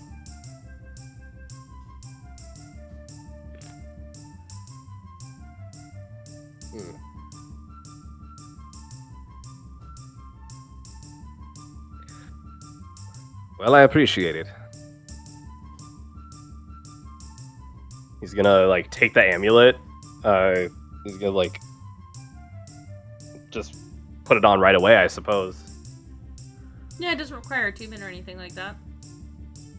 Thank God.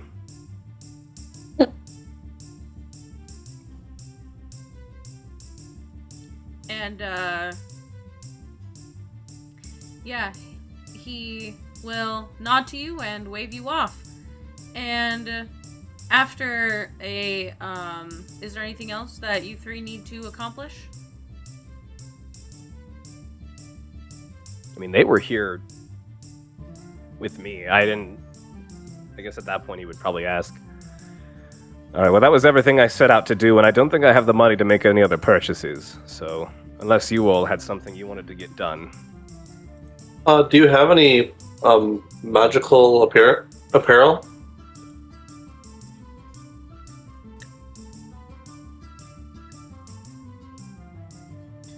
Were you asking the shopkeeper? Yes. Oh, no, I'm just a jeweler. I sometimes trade jewelry in, but other than that, no. And also, most of my stuff isn't necessarily enchanted.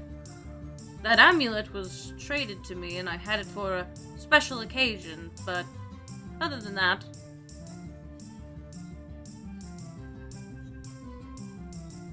I don't know if there's any direct magic shops in Wolkdel. I could try to recall something. Well, what exactly were you looking for? I was just wondering if you had any in stock. Outside of that, I don't suppose I can get a couple of rubies or things of that coloration. I have this doll that I bought for a friend. Want to put them in his like little eyes? Oh yeah, I can give you 2 rubies that small for 100 gold pieces. Yeah, I'll buy that then. Would you be able to put them in for me? But of course. How do I always lose my pencil? I thought that was Lysel saying that for a second. But yeah, he will kind of like carve little grooves into the rubies in a way where he can slot them into like the eye sockets of a doll. And he will do that for you. Alright, I will add a note to the gift for Kaika that it has some ruby gemstones as the eyes.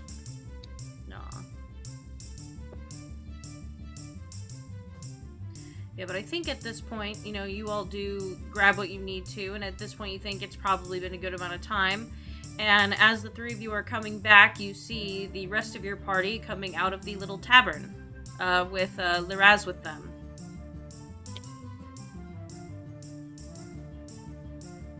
At some point in time, Jay is back in the armor proper, and he says, Oh, to what do we owe the pleasure?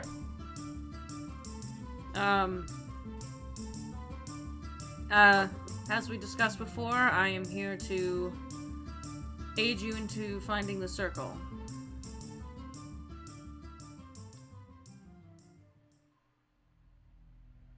Well, don't mind me, lead on. Yeah, and you all start walking through the small town. Again, you know, there's the sound of just general day-to-day life. You see people carrying baskets of vegetables and other people like helping each other carry whole logs on their shoulders to take it to another part of the city. You know, there's stray dogs running around chasing each other, accepting pieces of dried meat from children and then running away with it.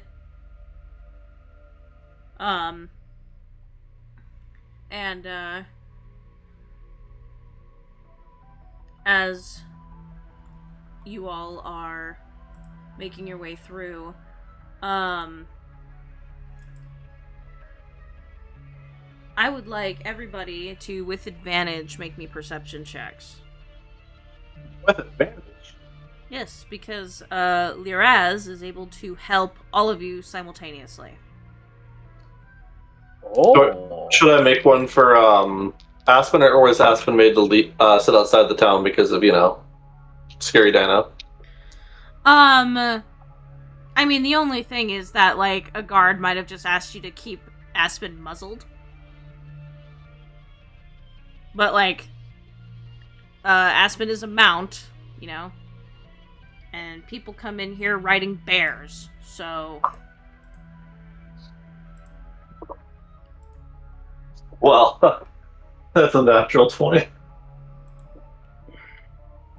Perception goes on perceptive, as always.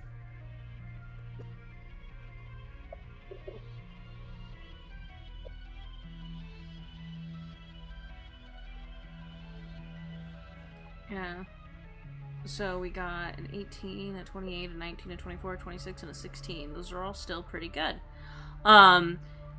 As you guys are looking around, Liraz is helping you as well.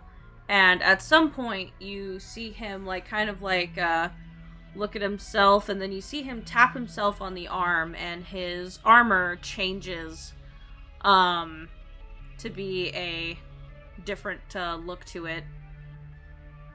And, you know, that way it doesn't just...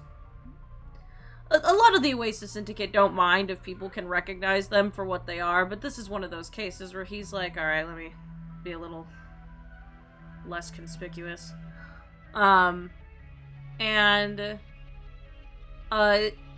It doesn't take you too terribly much time. You guys are kind of looking through the city, and it looks like he's also looking for something very specific. He details to you that he is, And there's a lot of buildings like this, so it isn't just like gonna stick out like a sore thumb, but he's looking for a particular house that has like a little, like, I wouldn't call it a tower, but kind of a tower, like attached to it, a very small one, which there's a few of those. But as you're all kind of looking around, Lysel, Vivian, and Xander, you all notice that there is a little house that has like the little tower thing is described, and on said house there is, I'm trying to think of how to describe this.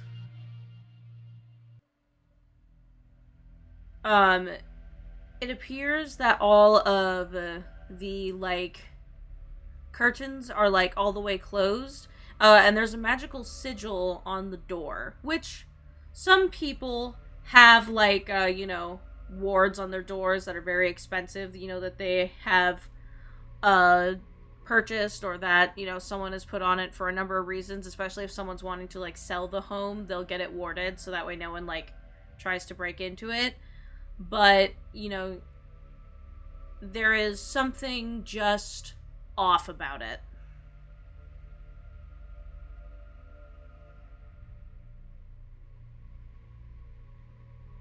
Before we get too far in the weeds here, I would like to cast Pass Without Trace. Yeah, absolutely. Would you guys like to proceed stealthily? Yes. Sure. It won't be pretty, but I can do it. I'm gonna get a +10, so. That's true.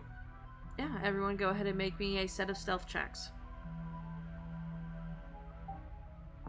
37, 20 shit.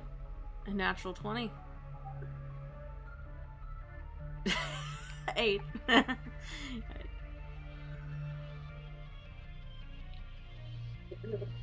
37, 18, 24, 25. I assume Homeboy is able to help us all with this one too, yeah? Let me look at his stuff real quick. He actually can. You guys can make that with advantage. No need. Oh my god, another natural 20. Holy moly. My low roll was the only roll. It was the first. Oh my roll, god, I so- got a natural 22, so Natural 22? How do you do that? Holy shit. I can only get up to a 20. I'm starting to think it's the house. The whole thing. Oh my god! Minnow. Never mind. It's just the game. Never mind. So we got 37. Jay, what'd you get with advantage? That was with so I rolled with disadvantage because I'm wearing plate mail. My I thought lower that roll went was away. the first one. Did it? I thought with your super armor it went away. Oh, I could be wrong. that's a 20 then. Not natural, just a 20. Oh shit. Oh shit. Oh shit. There we go. Yeah, as you guys, approach this house that like kind of like matches the description, you all kind of start skulking towards it. Being completely silent. I would like whoever wants to in this instance to make me an investigation check.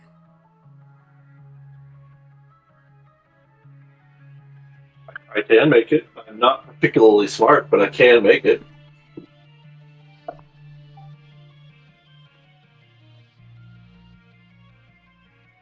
I hate myself. A little less. Let's see. How the fuck? How do you only have a +5 on investigation? Oh. Probably should have taken proficiency, but it's too late for that. Yeah, as you all start like looking around, You can hear like a slight hum coming off of the door. It takes you a little while, maybe an upwards of about like 20 minutes. But Johnny, since you have, because you're sleepwalking, right? Yes. And with the fact of your combined kind of magical awareness as well as your blind sense, you notice that on the outer edge of the building, that the wall sort of like changes shape, and it's almost not noticeable, and it's so not noticeable, in fact, that it did take you a while to find it. Again, you guys are kind of like skulking around the house and looking at it for, quite some time, managing to keep a low profile. But you notice that one of the outer parts of the like tower part of the house is made out of a different type of brick. But again, it's been like painted over and adjusted to be borderline not noticeable.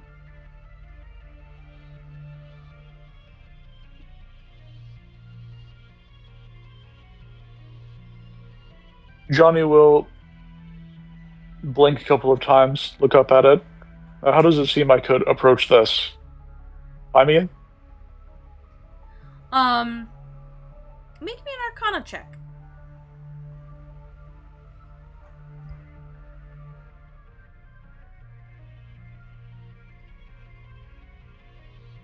Dainty.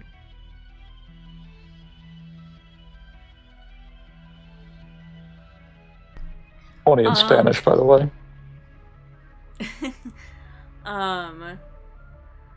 But you look at it, and it is something that you've read about primarily, but there are certain types of secret passageways where, generally speaking, they will behave as like a normal wall, but if you pass through it in a certain way, it will basically, act like there's no wall there. And what way do I need to pass through this? Is it like Wipeout?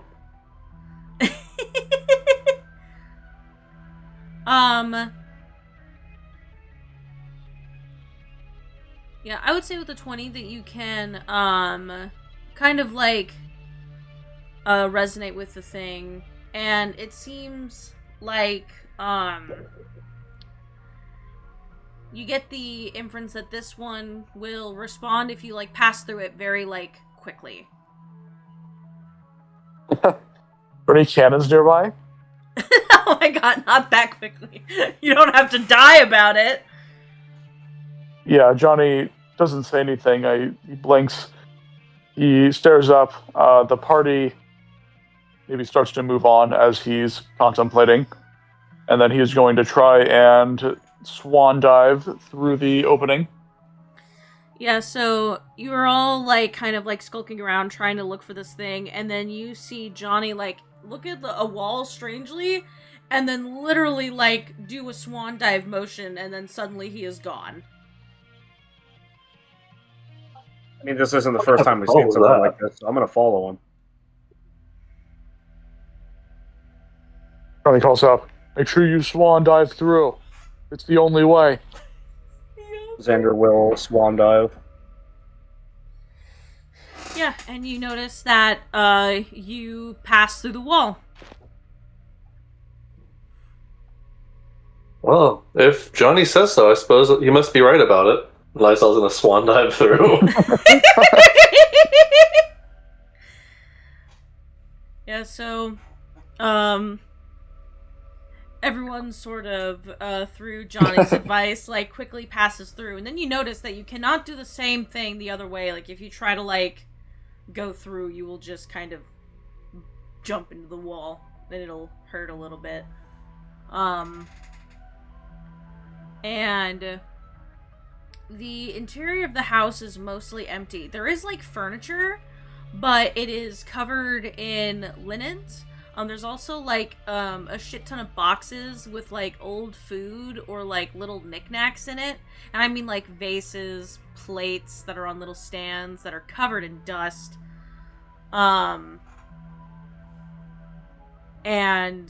Just this entire place is just layered in dust, kind of frozen in time. And, I would like for whoever wants to again to make me another investigation check.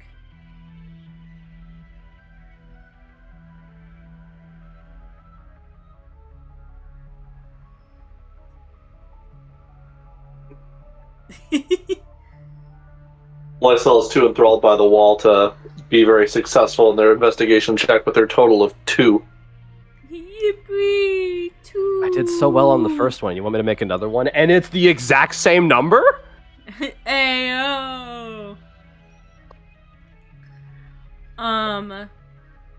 Yeah, as you guys are kind of looking through, trying to figure out what about this old house could possibly, be what you were looking for, Vivian, you notice something out of the, corner of your eye. You actually notice 2 things. For one, you notice that there is, like, a rug under the living area space where, it appears to be that the rug is pulled over a raised part of the floor that is a little higher. It's not very noticeable. The rug has a pattern on it that almost hides this indent better. And at the same time as you discover this, Johnny and Jay actually, you discover that there is a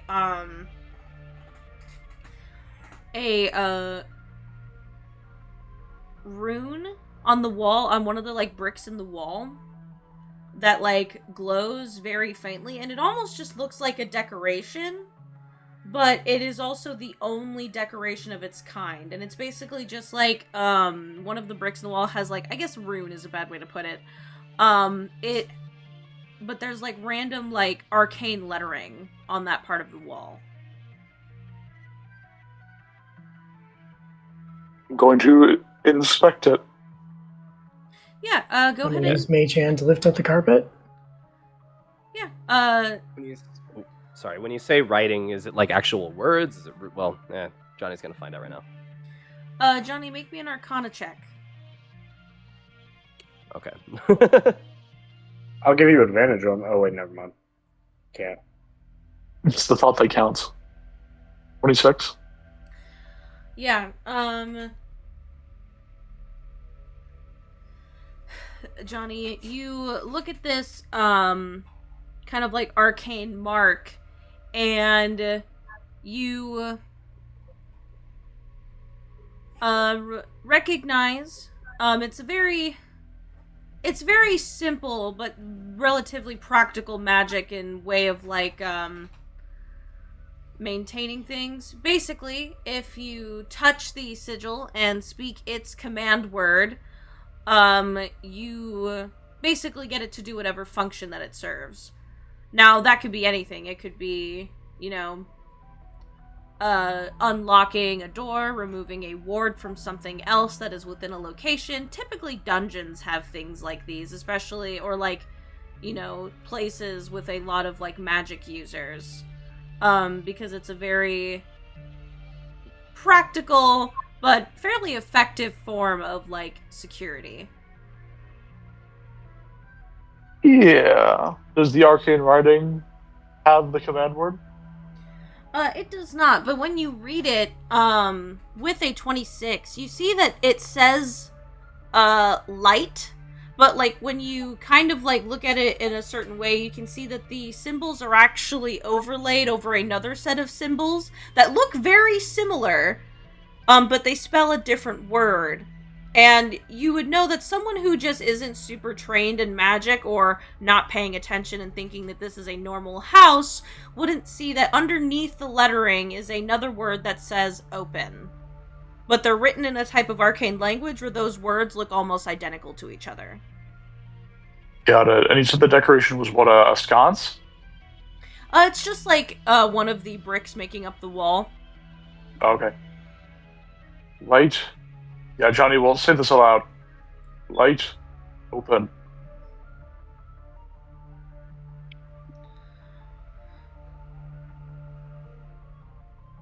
I pull out a bottle of oil. A bottle of oil? What you gonna do with that? Well, something in here has to light, right?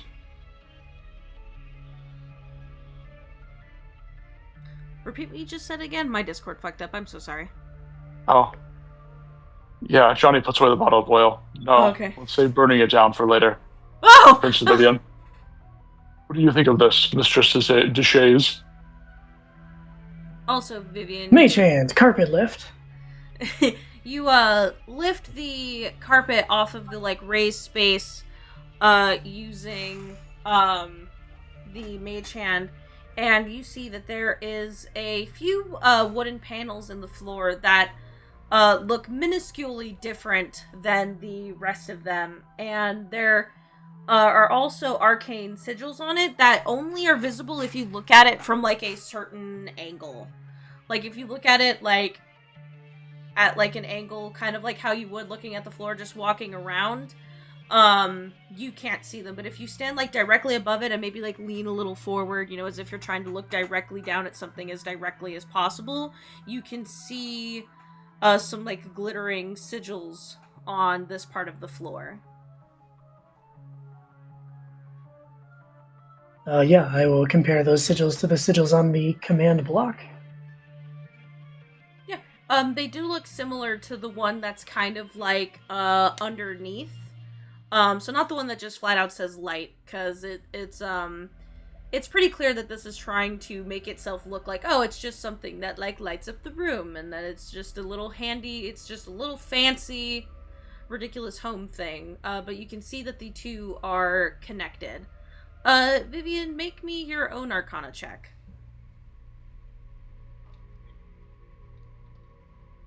I'll give you advantage. Sure. 21. 21 is very good. Your mentor had something like this in her home. She used this on a more small scale for like a cupboard type thing, rather than like a whole like panel of the floor. She used this to basically stow away her most like expensive ingredients in case anything happened. Not that she thought anything would, but you can never be too prepared. And she had a similar thing where there was a wooden like a little drawstring on the wall that also seemed like it just activated a mage light, but really if you did it the right way and said the correct word while pulling on it, it would open that little cupboard. Okay, so what I'm hearing is we need to find whatever the command word was. Correct. Okay, I let the rest of the group know this. Could we not just cast Identify on it and learn the command word that way? Isn't that like the whole point of that spell?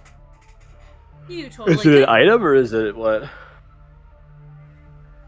Yeah, you totally could. I was just more of explaining that you guys kind of figure out what you're looking at here. Yeah, ritual cast Identify. Yeah. At the end of Johnny's Identify, my phone powered off. Well, not powered off, but went into sleep mode. Oh my god, stop. Stop it. Okay.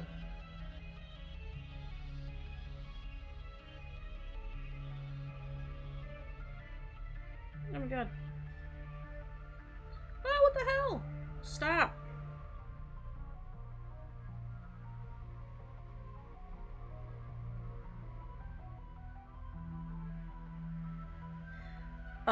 The command word is Exero. X0. Yeah, you press on the brick while speaking the command word, and you see the floor where all the wood panels. They start to one by one go and then they start to like twist and turn into stone, revealing a spiral staircase in the middle of the floor. We descend. Or ascend. Stealthily. I believe it's descend if it goes down.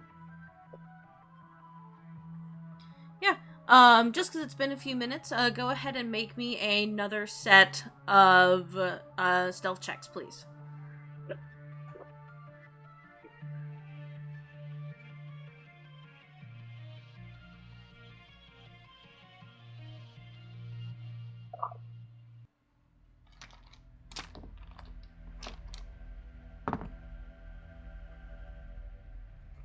Don't forget to add 10. Add 10. I add 10? Pass without trace. Oh, that's right. If that spell stacked, I could also cast it, but I'm pretty sure it doesn't. It does not.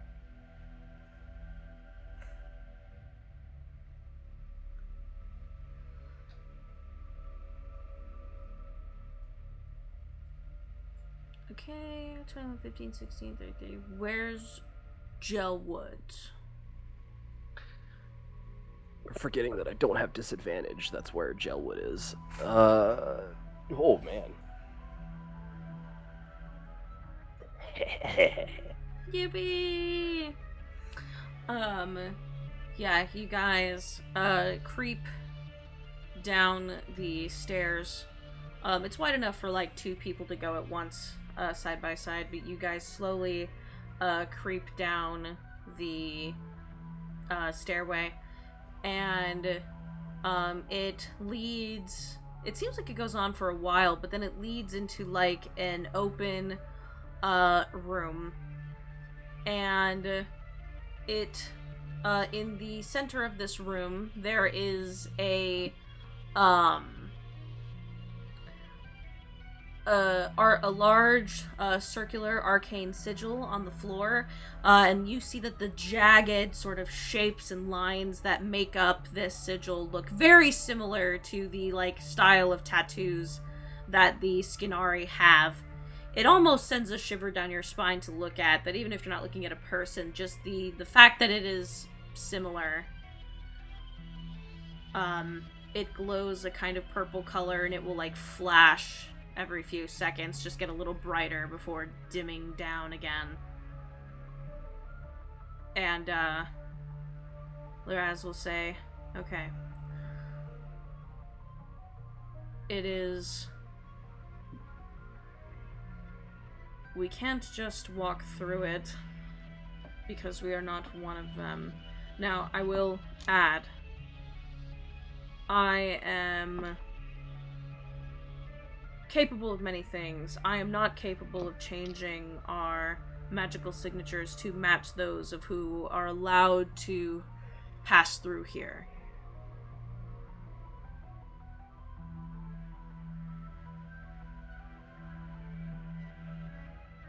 Is that something any of you would be capable of?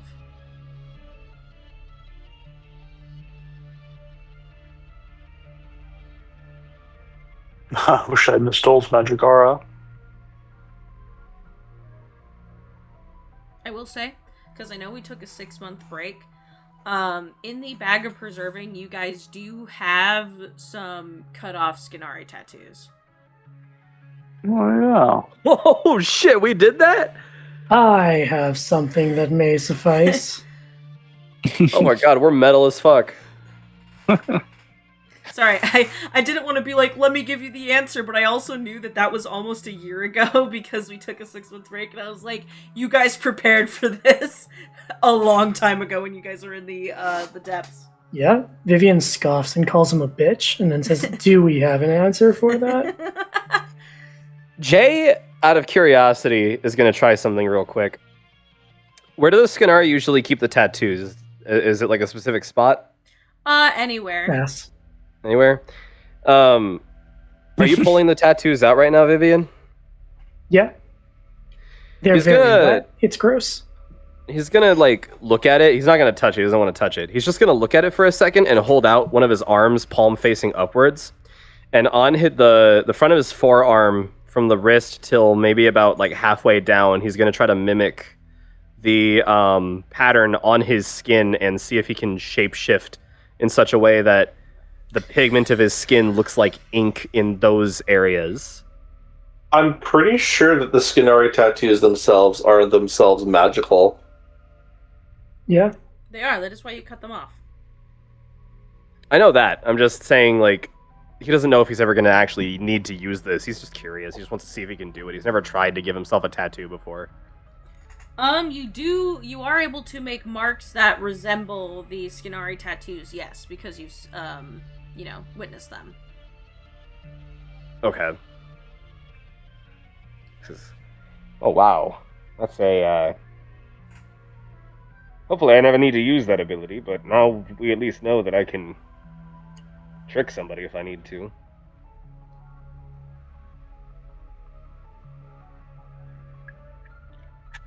Okay.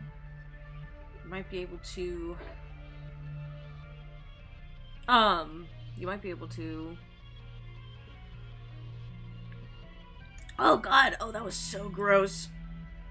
Oh, that was so gross. Sorry. Ugh. You have to open your mouth a little bit. Yeah. Hate it when that happens. So I have a question. Groove, did you take was it this game where your first level is an artificer, or did I make that up? That is this game, yeah.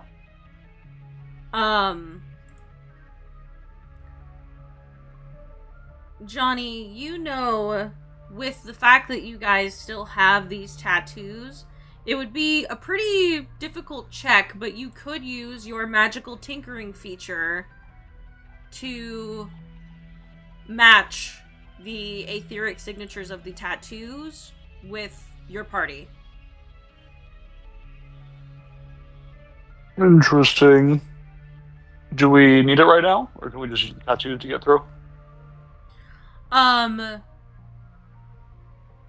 You would know, because you guys, technically, you guys have been faced with a similar situation before, where you guys were thinking of going into a fortress, but to get through the entrance, your magical signatures needed to be that of a Skinari, and then you guys decided that maybe going into a fortress wasn't a good idea, which is why I'm bringing it up this way, is because, like, that is, conclusions that you guys have already come to before, but you didn't ever have to do the final step. You would need to have it to where these signatures would be attached to you. All right. Rather than yeah, just I'll try you it. Why holding not? them. Well, blow up my spot. What do you want from me? What tools do you have? Tools. I have. Please, Lord, let me check my character sheet.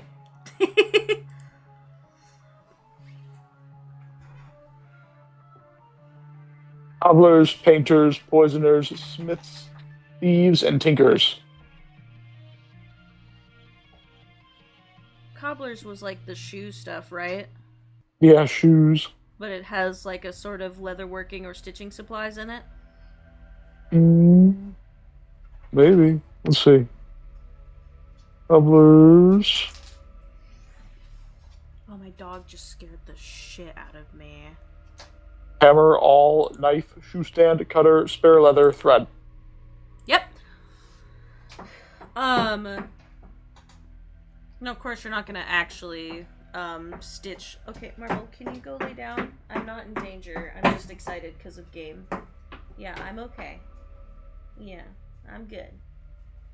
You smell like you're dying. Marvel's like, you got excited and moved around. That means you're dying. Go lay down. Go lay down. Do you want my bed? Is that what your problem is? Go there. Go out there. Come on. Bravo, you're interrupting the game. Just get up there. Come on. Yeah. There you go. Okay, she wanted on my bed, but I was kind of in her way, so she was just looking at me like, hey, I want up there. I want up there. Okay. So I need you to make me 2 checks. I need you to make me a Arcana check, and I need you to make me a check with your cobbler's tools. What do you want for that?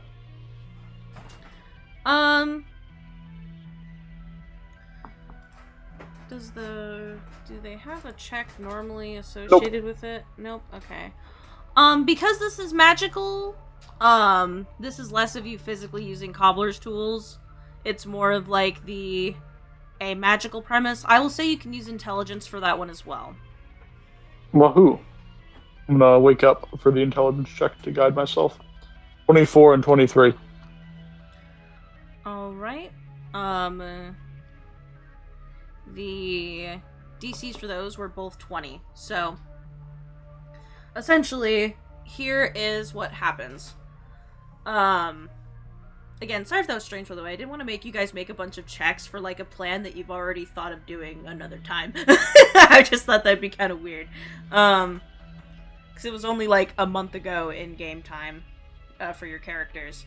So, you take all of the patches of skin that you guys have collected over not just one, but 2 different skirmishes with the Skinari. And essentially, Johnny, you use a combination of your magical tinkering that you get from your first level in Artificer, as well as the use of your cobbler's tools, the capability to stitch leather together to make something. And you use that in combination with your magic, and you effectively, on all of your friends, stitch the patches of Skinari skin etherically into theirs. It will hold for an hour. Nice. And we will walk on through. Yeah, you guys, but it feels very strange having the patches kind of like stitch into your skin, because your bodies do react to the foreign magic. Of course, it doesn't change you or anything, it doesn't do anything too crazy, but it does feel almost profane. Like, there are weird energies coursing, like, through, like, your arms, and you can kind of, like, feel the difference in aether. It is rather uncomfortable. Before you guys walk through, it will teleport you to a location where you do not know what is on the other side. Is there anything you want to do before you walk in? Yeah, Xander's gonna throw up. Johnny catches the throw up in his mouth. No. Whoa! No, I know it's like that. Goddamn. Hey, Groove, that's the worst thing you've ever said. Is there anything I'm actually. there's us I'm not going to be able to go through? I'm pretty sure you guys have collected enough of the Skinari tattoos to apply it to everyone here. I'm also just not going to be like, yeah, you can't take your mount because you can't give your mount a thigh. I'm not going to do that. You guys have fought like 15 plus Skinari, and there are like 8 of you currently. So. Who wants to do Silver Starlight? Assuming we're about to walk into a fight. Also, put your like whatever preparations you want to do, and roleplay amongst yourself for a few minutes. I'm gonna run to the restroom real quick. Everyone drink. Everybody drink. As far as whoever's using Silver Starlight, do we think anyone is going to have a story-related solo fight in the next hour? Or at the very least during the same adventuring day? No, I don't think so. Then anyone's allowed to use it. Go nuts. Possibly, Xander?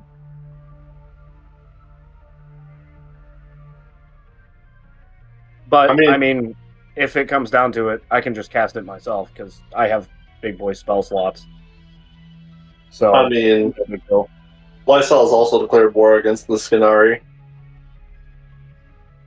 Okay, so then you two probably should not use it. We should probably designate somebody else to use it. I'll just use it myself if no one else wants to volunteer, but I don't know if you're gonna like my decisions. God, Joey, grow a fucking spine. What? You're acting like you've never seen a penguin before. I assure you I have. I wonder about that. I went to Oh. SeaWorld when I was 7. It's impossible to not see a penguin. They're all over the fucking place. Oh, Joey, yeah, I'm gonna of beat course. you up. Oh, just one more thing. If you've seen a penguin before, then why are you in super hell? I'm not. Yeah, of course you What aren't. makes what makes you think I am? Hmm? Well, you got that purple border around your icon. You know how you get I that? can't fucking stand you guys.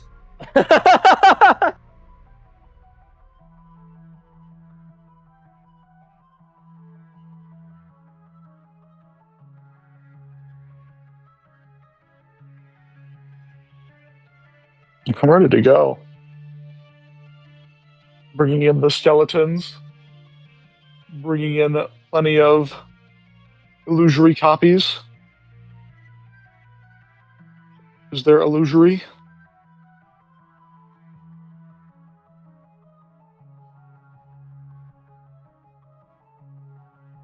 Yeah. Over starlights are only real creep spell. Oh, I have telekinetic now. I can pull people into Xander's Spirit Guardians. So Xander, make sure you're sitting. You might want to up that, Xander. You might want to up Spirit Guardians. It's 10 whole minutes. But if you want to Can put we- people like right outside your range, you can pull them in. Do we also want to sacrifice that +3 AC for the extra 2d8 damage? Yeah, defo. But Or one of the other ones? The 2d8 damage, I think, is just very helpful, especially if we're walking into a room full of people for AoEs. Oh, okay. You mean okay? For a second, I thought you were talking about the 2d8 damage is actually so goated for me since I have Scorching Ray. Exactly. I can do a lot Yeah. of fucking damage with that shit. Okay. Do we Lysol's want gonna that? be casting Do we want Shield of that Faith instead for- of the You said instead of the AC? I think so, because that way, if they hit us, they take damage, and we also get temp HP.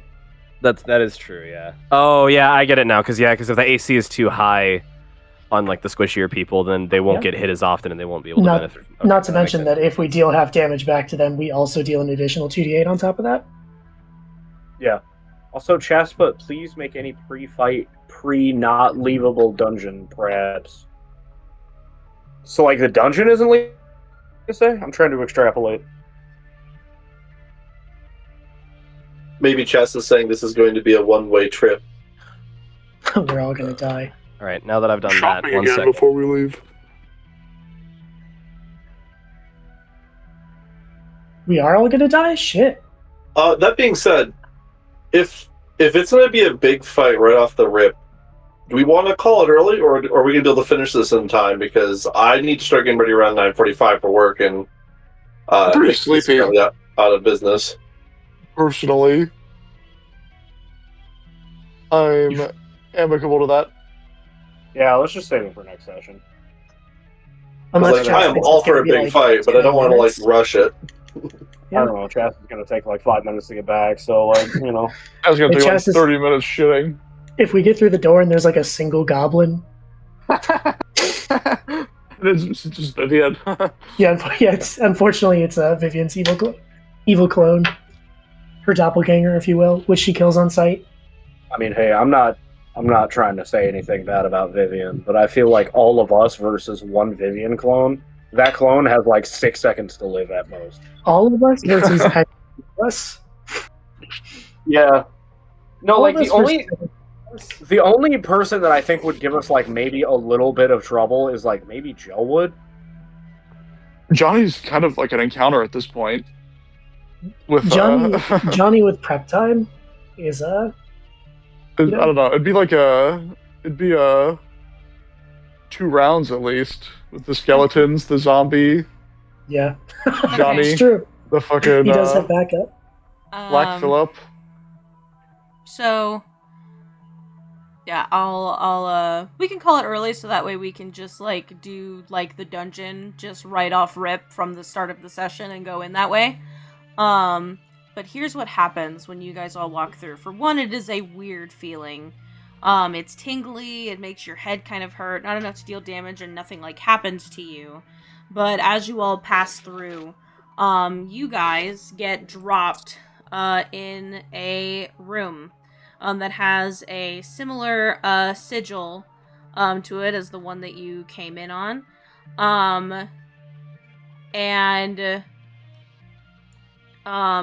You see that there are, on the other side of each room, there is an extending hallway that, just kind of, you can tell, goes into multiple adjoining hallways, and then you can see another one going ahead of you, where you see that it kind of looks like a jail cell hallway. And in this room, there are several Skinari who, you know, the moment you go in, can kind of tell that you are not one of their own. There are, individuals that definitely look a lot more, I guess, prepared than some of the other ones you've seen before. There is definitely, like, this is different. And they all prepare their weapons, and you know, as you enter the Skinari stronghold, we will continue next session with the casting of Silver Starlight.